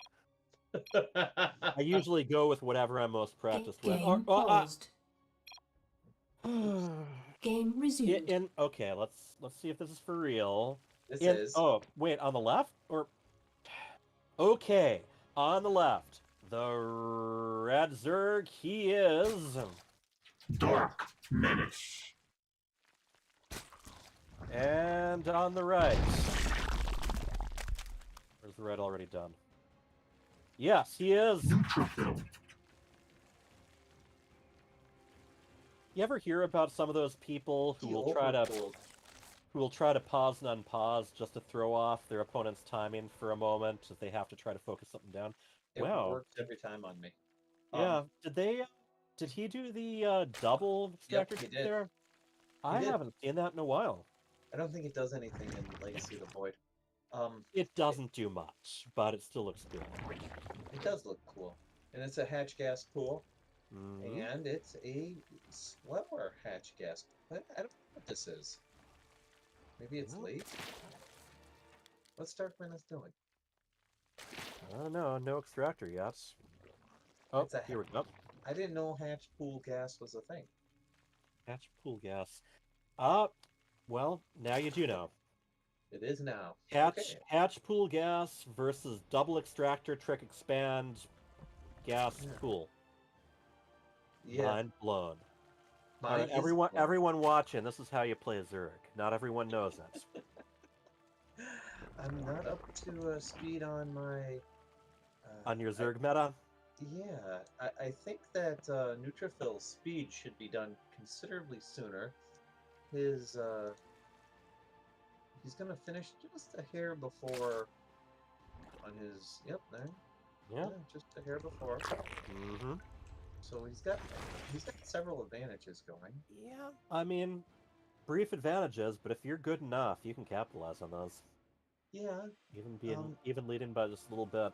He's down the drone. No, he's up one at the building. He took a third, and oh wow, double queen, and speed is still not started. No, you don't get speed right away in this build. In the whatever this build is. The 3 no speed. Well, triple hatch, yeah. Yeah. Here's your speed for you. You happy now? I am. I like the triple hatch. Yeah. Baneling. I mean, it's not being punished. Gas for the And third. he's gonna have at least Baneling tack to defend enough, and then we have the third that's kind of way Yeah, out there. it's the purple gas. Oh yeah, yes. Just Is like it? taking the gold, except more smelly. Is it Muta? They both have their Baneling nests down. I guess we'll have to see. You know, these are the first two Zerglings to hatch for Neutrophil. Yeah, you know. So the answer to your whole thing about whether your 12 pool is random, the answer is no. He got fast speed and then didn't build any Zerglings with it. Well, take the notes so we can ask him about all of this during the interview, because Yeah. this is very you know, I mean, not an expert on the meta, but I don't think this matches up to what people usually expect. No. And this. Yeah, the secret base is going to get up, and I don't know the advantage in this build of getting the purple gas. Ladies and gentlemen, it is time to get gassy. Yeah, Dark Menace's Baneling control is I think better than Neutrophil's, so I don't think he wants to get in a Ling Bane battle, but that's a lot of Lings. Yep, that it is. So it's back. So we'll see if the Big Bang takes. Oh, that was actually really muted. Oh, again muted. Those. No, I think Dark Menace is getting the better of this. It's kind of even, but Can they pop it? No, they can't. No, and it's pink versus red, so it's kind of. Yeah, I kinda know. hard. It's and completely different skins between them too. So Yeah. yeah, good luck. But I think Dark Menace is getting the better of this. I think he's just better mechanically. And he took this third base, but We got a lot. For Dark Menace, we got a lot of minerals piling up, but not a lot of gas to keep up with it. Yeah, but I think it's Ling battle. A lot of gas. No, I'm just saying that there are a lot of unspent resources right now, so I'm curious what he's going to do with them. I think he's Larva Star, right? He doesn't have Queen in his third. Yeah, I think that's a good call. I mean, in these Ling battles, Yeah, Larva is the most important. Yeah, Larva he's got, he can be spending on Lings, no doubt about it. Yeah, so here's You have a another way road to pouring up. Neutrophil setting up his way. And still not a single worker at that hidden base. Hey. I think they've been keeping each other very busy. Boom? No boom. That one zoning Baneling. I'm waiting for it to boom, but yeah. Did I just hear it boom, but not see it? It did. It killed 2 Lings. Okay. Again, very back and forth, Ling heavy battle. He's got this base. He's got.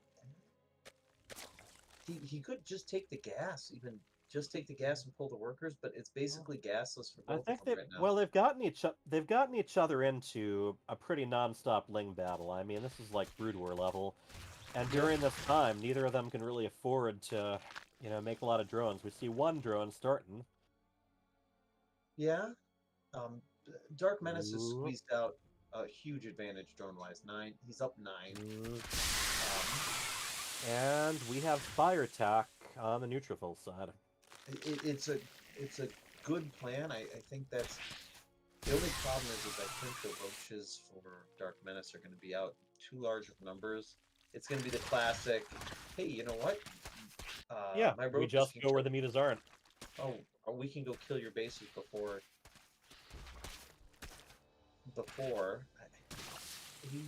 Neutrophil also has to be careful. Look not at that to... very brave Baneling. Oh. Yeah. Well. Neutrophil has to be careful not to show this base because it is way out there and exposed. Those Zerglings could run over it to it pretty quickly. Yep, he's got to keep the focus in the middle of the map. It's another. Yeah, bases. Once he gets that rich geyser going, it's going to be pretty good for mutas. Yeah. And so far Dark Menace very much lacking in things that shoot You'll up. be able to build 4, 5 pretty quick. Just dump all your gas, 5 units right away. Yep. Oh yeah. But the roaches and there's only 2 of them, but I mean, if you have a lot of roaches, they can almost just ignore the Yeah. Mutalisks. But if you have 2 of them, those will just get focused right down. Right. So. And 5 meanwhile, mutas- those glaives just bounce around between the Zerglings and Banelings. Yeah. You know what's funny is Oh, he's come got on, the gas up down there. Take it. Start mining it. Yeah, he hasn't. We want There's the a lot super going purple on. gas, huh? This is as taxing as these matches can get. You know, there's only a You queen don't get a lot of time to in breathe each in base. ZVZ. Yeah. There's What only a was queen it? in each The base. PvP is the Clown Fiesta, PvT is the drawn-out chess match, and ZVZ is the knife fight in the phone booth? Yep. And if you're knife fight in a phone booth, there's not a lot of room to put a coin in the phone. For those younger crowds watching, payphones used to be a thing. Look it up sometime. They were really fascinating for if you needed to make an emergency call or something to keep them up. Okay, so we've got a wing battle that's going pretty well. The mutas have cleared out the base. I don't think they should be focusing the yeah. I think they should be going killing. They could do a lot more damage to workers or savage to them. Yeah, there's 3 Boar crawler just going down. Yeah. So we have here actually a very, very, Brood War style ZVZ, the Ling Muta thing, although we do have roaches in the mix. And like I said, if you got the right upgrades for them, and you got enough of them, they can actually ignore the mutas for quite a while, and then still just... Oh, they're focusing Oh, on no, Overlord. no, not the Overlord. Yeah. You gotta get the work done here. Yes. No, they can hold off for the... I think that one spine crawler bought enough time. The mutas I mean, they were being softened up all the way. And Here come the Lings too, but they're on a timer. There's only so long any of these troops can survive and do damage before they eventually fall down. Yeah, it's hard I'm sorry, this is underwater. They fall up. Yeah. Because so everything... they got the base, and they got the base, but... Dark Menace has nothing in production. Huh. One roach, a few support crawlers. He's definitely fearing the counterattack. Of course, as much damage as he did, none of that damage was on the mutas. Right. He's gonna get the. He's gonna get the Spire. He's gonna get the. That took a lot of tech out. If he can hold out with his defense, he's got this. Yeah, I think 8 mutas isn't enough to kill him. 8 muta, they're definitely not enough to kill a lot of buildings. No, they take their time. They're. But it was GG's again.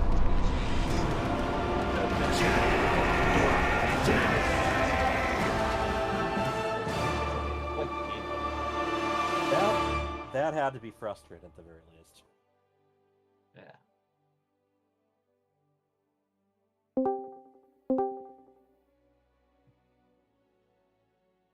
Hey guys, can you hear us? Hey. All right, they're back. So we'll start with Neutrophil this time. Neutrophil. The first game, the whole time I was thinking, why as a Protoss didn't you veto that map? I really just wanted to play a macro game there. I just kind of wanted to see where I stood against Dark Menace. And that build was something I used actually during the Suystorm Cup on that map, so it fared pretty well against a GM actually. But yeah, I just kind of wanted to play it out. Obviously, it didn't work out very well, but That's a tough map, so I can see. The second game, you went random, and then instead of 12 pooling, you took that hidden gas base. That Dark Menace is really pretty good in those little Zergling battles. You held your own quite well. It was actually very well done. Very back and forth ZVZ. but he got the better of you a little bit. Did you, when you play him ZVZ, does he always get the better of you, or did you think that you could get a Muta switch and get him? So when we do our Ling Bane battles and our ZVZs, he usually wins 3 out of 4 times. I only win from luck there, but sometimes I can catch him on the Muta switch. I don't do it very often, so I was kind of banking on. Did the fact that the two of you know each other so well figure in a bit? Yeah, so I tried to play that like I normally do when I Mhm. do ZVZ against him. I usually just do Ling Bane, and the game usually gets called later. There's no tech switch or anything. One thing we were noticing from both sides, those were the ZVZ, the second game. Not the build orders we usually see. There was a double extractor cancel trick. There was pool before extractor. I'm a little curious on both sides. Are those builds you use often, or were those just some little variations you were throwing in? When I play Zerg, I usually do the double extractor trick. Mm-hmm. And Dark Menace, is that the pool before extractor? Is that part of your 3 hatch build, or? To be honest, I don't have a build ever. I just do what's natural. Oh boy. Okay, well, your skill more than Zerg makes up for not evolution. having a build. Dark Menace, when you saw it was so the first game when you kind of were everywhere, it was really back and forth, but you kind of used your very high multitask skill level to kind of pull them apart. In the Ling Bane wars, did you feel very comfortable at that with Uh, him? to be honest, I was comfortable, but like I wasn't expecting the Muta or the proxy because I thought he was bad because we never play Zerg. So, like from what I was seeing, okay, I thought he was bad, but like he was just doing that. But we don't play ZVZ too often, so I don't know what to expect. Yeah, You want to play ZVZ more often then. I found that one really entertaining. Dark Menace Neutrophil actually on the Mutalist switch, if he would have after he cleared out the main, if he would have gone and cleared out all the bases, he spent a lot of time attacking the buildings. You had him multitasking in the Bane War on the other side. Otherwise, I think it might have worked. So I was pretty impressed with your ability to make that quick call of sending your Zerglings in to try to distract him. Is So, David, you got any questions? I've been kind of dominating here. No, I mean, I think we know pretty much everything now. Are you guys looking forward to any playing each other again in the playoffs? For sure. I think our playoff games are really good, so Yeah. yeah, I'm excited for that. Okay, well, it was nice meeting you at Storm Cup, and you both did really well there. So, like again, I'm out of questions. David's out of questions. KJ, you got anything to add? No, it was very good. In fact, I think Neutrophil had his number on the Lingbane War. It's just he didn't make spines for the counterattack. So I think he probably would have won that. But that's surprising. Yeah, it was shocking how well he was doing. Yeah. All right, well, GG's. We'll see you guys next time. Yep. We'll see you Yeah. next time. What do we have next time? That's gonna be Friday, right? That's right. We have a Friday match. So see you guys, Neutrophil and Dark Menace. All right, for you guys, we have a 2v2. 2v2. Very fast. So we're gonna load them up really quick. Ooh. Do any of those? Do they have Tyrants in the middle? They have it's Mr. Fusion versus Yeah. those two jokers. So okay, there we go then. You know there's Terran Cheeses, the proxies, right? Unfortunately, they're running into Mr. Fusion with Neutrophil and Miguela. So that'll be really tough for them. This is a replay, right? This is a replay. That's true because they could not get it. We couldn't get it live, so we'll load up the replay. I'm gonna do that right now. And hang tight. I'll invite you guys. We haven't ever cast a replay before. Yeah. How do you feel about this? Are you pretty confident? Yes. I am Don't have them here to confident. interview, so I gotta interview you. Um, BattleNet did an update on me, so I have to restart StarCraft. So give me just a second. I don't know what happened. Yeah, let me. You know, when BattleNet updates, it shouldn't require you to restart StarCraft usually. It was making a binging noise that was driving me Okay. nuts the last game. Ah, I see a machine that goes bing. Yes. Okay. All right. So what I'll have to do, I have to get creative here while I load up the replays. So Okay. hang tight. It's like Okay, it's... so. So what is the most creative way you can think of to load a replay, bunnies? I have a very good plan for anytime I have to do a group thing. Is I always promote someone else to leader and have them do it. It works every time. The sitting on the couch and vaguely texting orders out to your buddies strategy. I love it. It's a great strategy. This matchup, those two jokers, Those two jokers have a reputation already of just kind of being jokers. Yeah, they do tend to try, some fairly impulsive, not necessarily strategically sound ways, just to kind of plow ahead. Well, I think they're at I mean, they match up well with Magella, but the other part of these two jokers, I think could probably 1v2 them pretty consistently. So yeah, well, of Mistaffusion, you mean? Yeah, Mistaffusion. I invited you guys. Oh, yeah, excellent. I think we're in, aren't we? Oh, here. Let me. Just war Let me buddies. add bunnies. The game no longer exists. Okay, thank you. I don't know what this is. Yeah. So Miguel has done a pretty good job complimenting Neutrophil's play. Yeah. And in the end, there's two Terrans. Neutrophil played Terran on this one. Oh, how's that? All right. I'm assuming we do the intros. Yep. So, here, let me take your. Oh, I can only take their views. So in the bottom, the orange Terran is Neutrophil. And his partner, the purple Protoss, is Magella. And together, they are Mr. Fusion. And at the top, the yellow Terran, he is known as Chin Pole. And his partner, the green Protoss, is Fenrir.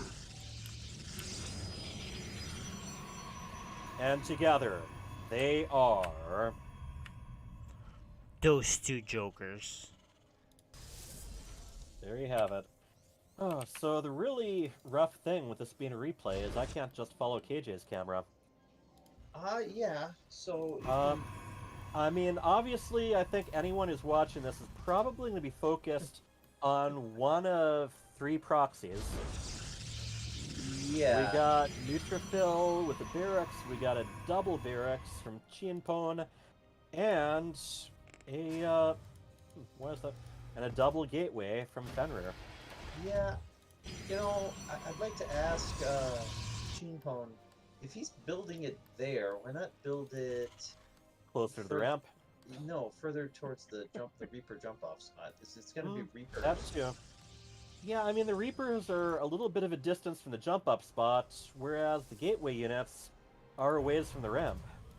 Yeah. So, both of them are probably going to have to scurry in opposite directions and take a little bit of a walk. Now, we do have a Reaper that didn't quite see those. The one Reaper for Neutrophil is going to probably do quite a bit of damage. I think Neutrophil's probably going to have better Reaper micro.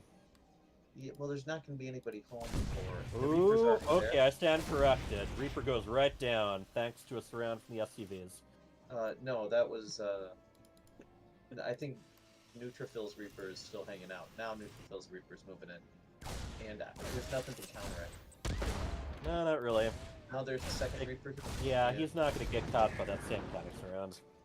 Yeah, there's two. Well, where's the second? The second Reaper's running home to fight. Now the Zealots are just standing there right now. Miguela's got a couple units that can come chase this away. I would have liked to see Neutrophil just win the game with these two Reapers. Yeah. It doesn't take much to chase Reapers away anyway. And honestly, Reapers are pretty good at that task too, since they can actually chase after them and lay down some good mines. They have, it's 4 Reapers, 4 Reapers. What is going on with Fenrir's Zealots, though? They're kind of hanging out. They are hanging out. Their best play. Yep. They're chilling. Yeah. I think. All right. So Neutrophil wiped the map with Chimpanzee Reapers, and he's fighting buildings instead of units, but I think that will end pretty quickly. Easy enough to adjust, taking full advantage of the high ground too. Yeah. Miguela could F2 just across the map and win the game just because there's nothing. Yeah, what is there? One gateway back at home. And it's not producing, so... Nope. Yeah. So, I would say that those two Jokers are doing some those two Jokery stuff. Yeah, and it could have worked. Potentially. It's I mean, one of the biggest these things two are... You have to remember, these two are silver, and Neutrophil is just short of Masters, I think, right now, so... Also, with proxies, if you're both going to proxy, it really pays if you hit at the same time. Those Reapers were going in with the Protoss units, as I say, you know, chilling like villains. Yeah. And Fenrir is trying to use his probes to chase the single Reaper, and it's not going his way right now. He even has an STV to help out. And we have the offensive bunker starting to go down. Ooh. Cancel. Yeah, I don't think he's gonna quite be able. Oh, I mean there is that random number generator. Yeah. Oh boy. Oh, down he goes. Well, Fenrir was on top there. A lot of Reapers waiting. He's built probes pretty well through all this. Just, and you know, these two Jokers, the army isn't nothing. No, I mean Miguela's they can do damage. Zealots, though, also, I mean back at they home, have despite all that charge. fancy micro, there weren't really that many worker kills. No, but Miguela has charge. Oh, yeah.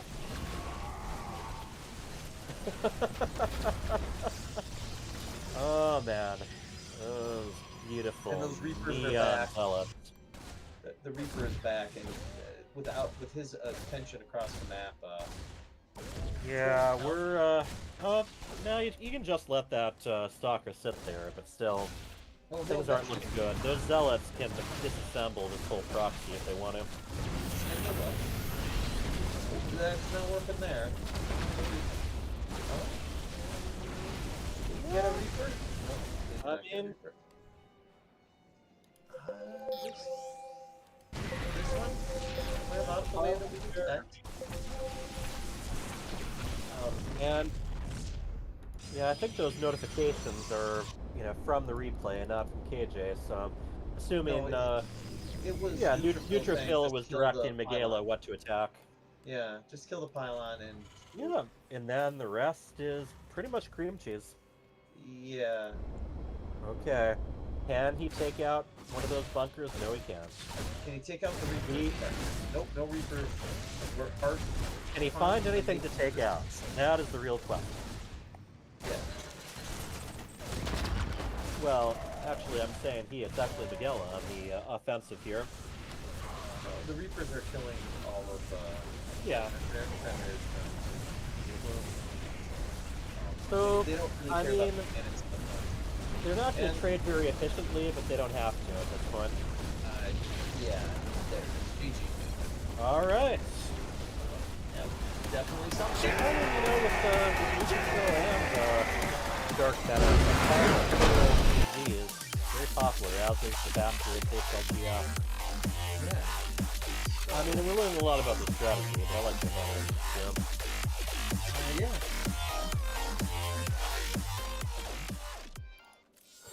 So we will wait on the next replay.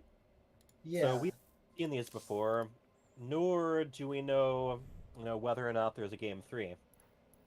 Right, but Actually, like whenever we do these replay casts, they send us a third, dummy replay, basically.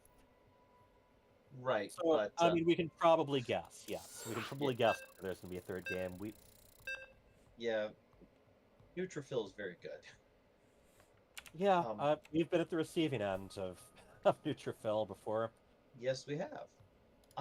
So I expect a worker rush here. What do you think? Yeah, I'm assuming it's going to be something very dedicated, but I also probably know.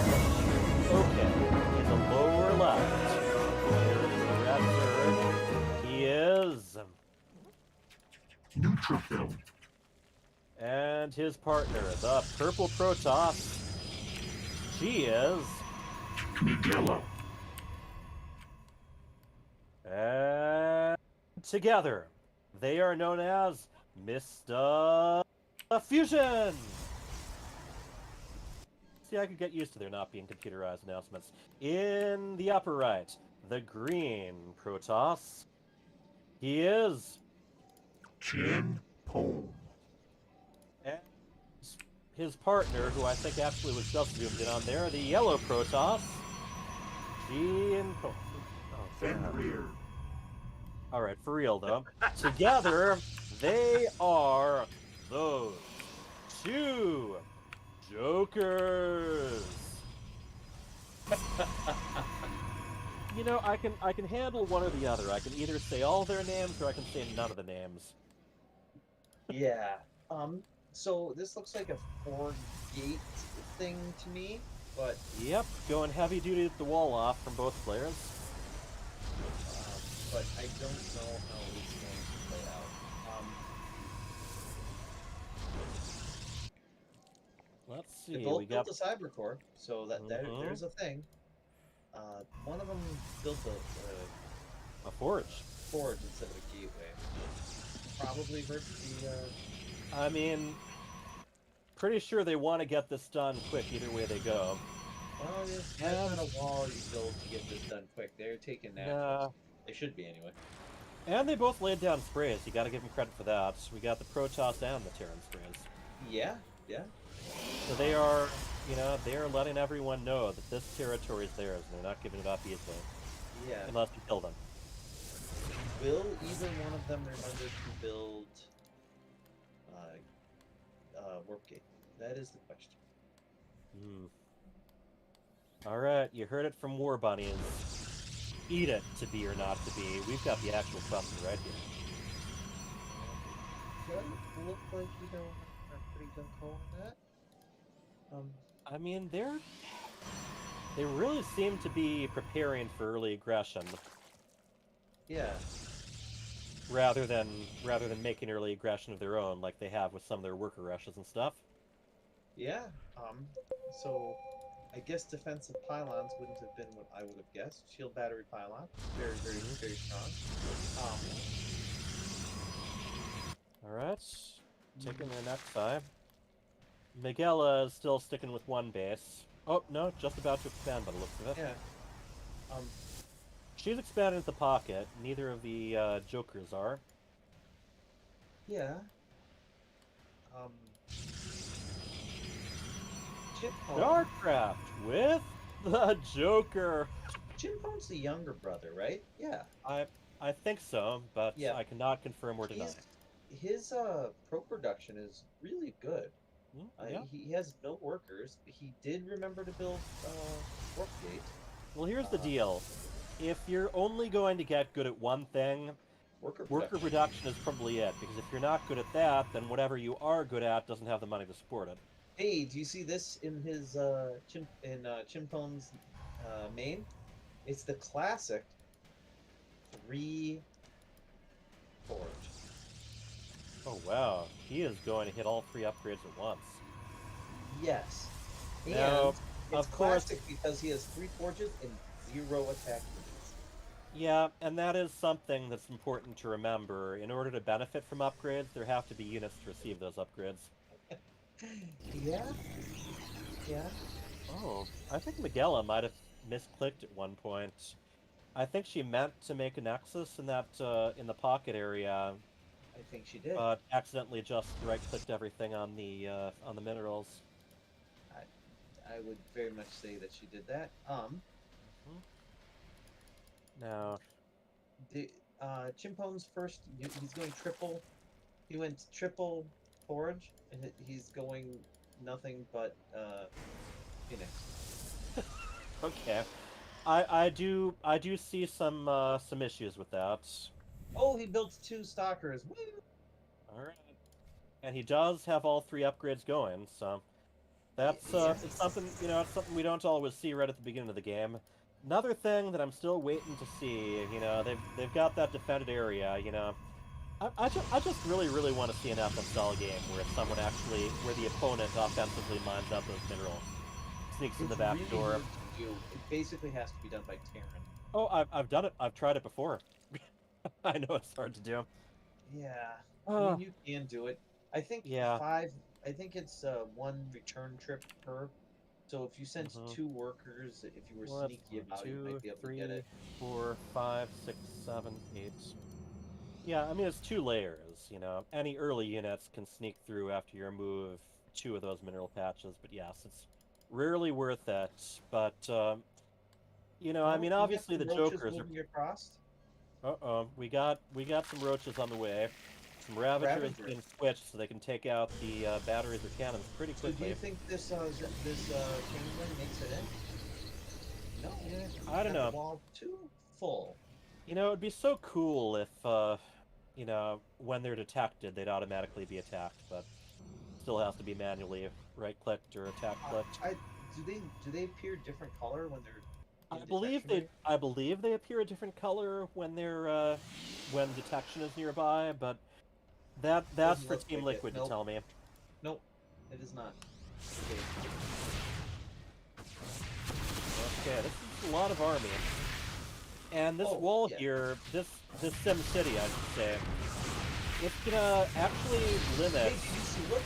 That was Fenrir actually used his shield battery energy to keep the pylon alive.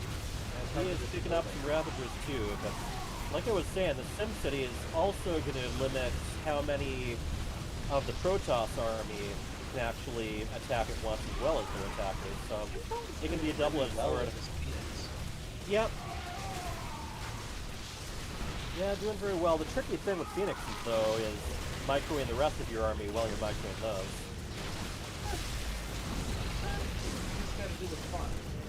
Oh yeah, I do. Oh, they can pick it up when it's an egg? That's really cool. I'm learning a lot this mission. Look, I've been streaming a lot of campaign lately, Yeah, so you know what's funny is the 5 Phoenix are so if they had infinite energy, it might go through something. Okay. Yep. But they don't. And in fact, in StarCraft 2, unlike the original, there's no upgrades that even give more energy than they. The most they give is changing how much energy a unit starts with when it first spawns. Yeah. But only has Probe right now. He's gonna fight with them. Well, Probes unfortunately do not. Stalkers they do what great against. Roaches, no, not so much. I don't know if they do great against anything, but they do a lot better against Stalkers than they do against Roaches, yes. And yeah, we're just having more and more flooding in here. Yeah. ET, WP.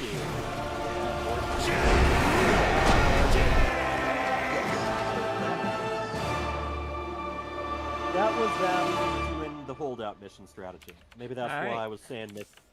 Yeah. Well, guys, if they had made Void Rays instead of Phoenixes, they probably would have held that. Next level. Maybe they're. I don't know. He They did didn't really have well with any, the just Phoenix. stalkers, a couple stalkers. So Yeah, they could have held it for a little bit, but Neutrophil had the entire map. oh, yeah, that's basically true. going. They could have held the first attack, but Yeah. long term, no way. Yeah, that's the thing. If you're trapped in there, if you're contained, gradually you're gonna starve out. But yeah, that's gonna do it. Why don't you guys recap what we saw tonight? We saw a lot tonight, didn't we? Yeah, we did. Well, we saw Cloak manage to eke out a victory against Kitty Cat Gamer. Our young disaster maker, Little Reaper, played some more of his magic. Then was it Dark Menace? Neutrophil, yep, and that was Neutrophil. Okay. really showed that Dark Menace is, I think, the class of Code S. Well. And Mr. Fusion and these two Jokers. They put up, an interesting fight, which I think is what they like to go for. Yes. These two Jokers win if the game is interesting, and I think they made both interesting. So. Yeah, and very different too. Yeah. I don't think either of those matches were really that similar to what we've seen from them before either. Yeah, something new every time. Yeah. All right. All right. So Well, I'm showing here. Are we gonna quickly? Yeah, exactly. What are we doing Friday? So Friday, according to our schedule. Ooh, Polaris Kitty. Yeah, Polaris we get to signed see. Kitty.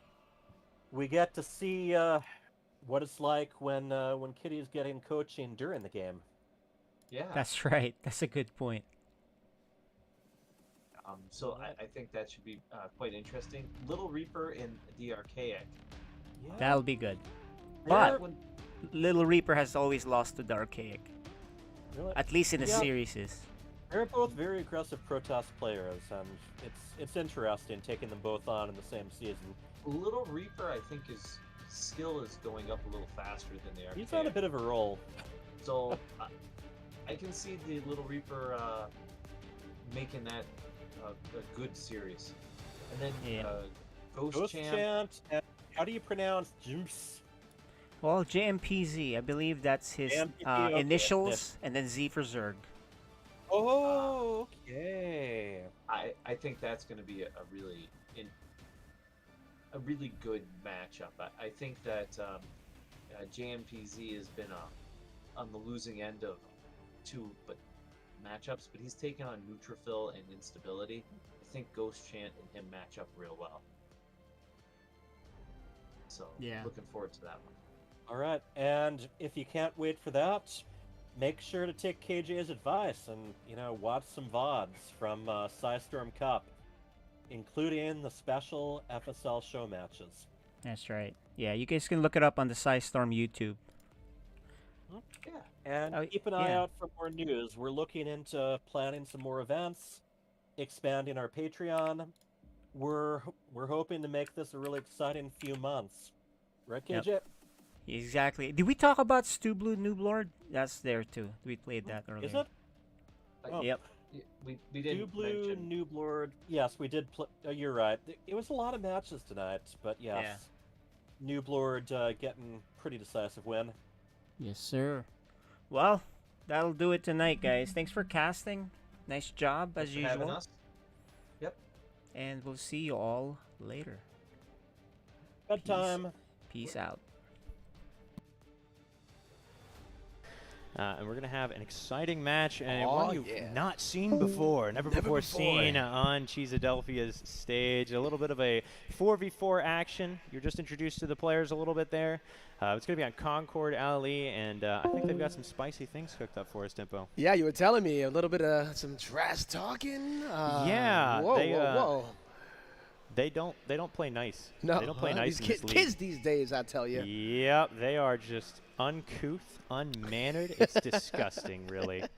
But it's beautiful at the same time. Yeah? Absolutely It's, beautiful. That competitive yes. spirit, because sometimes you just got to let it all out. Yeah, absolutely. So it should be a fun time. Just a little show match to kind of show more about the FSL. We do, of course, it takes place every Wednesday and Friday. And seasons run a few months at a time because obviously there's a lot of people interested in playing. So there's a lot of matches to do. Yeah. Tons of excitement.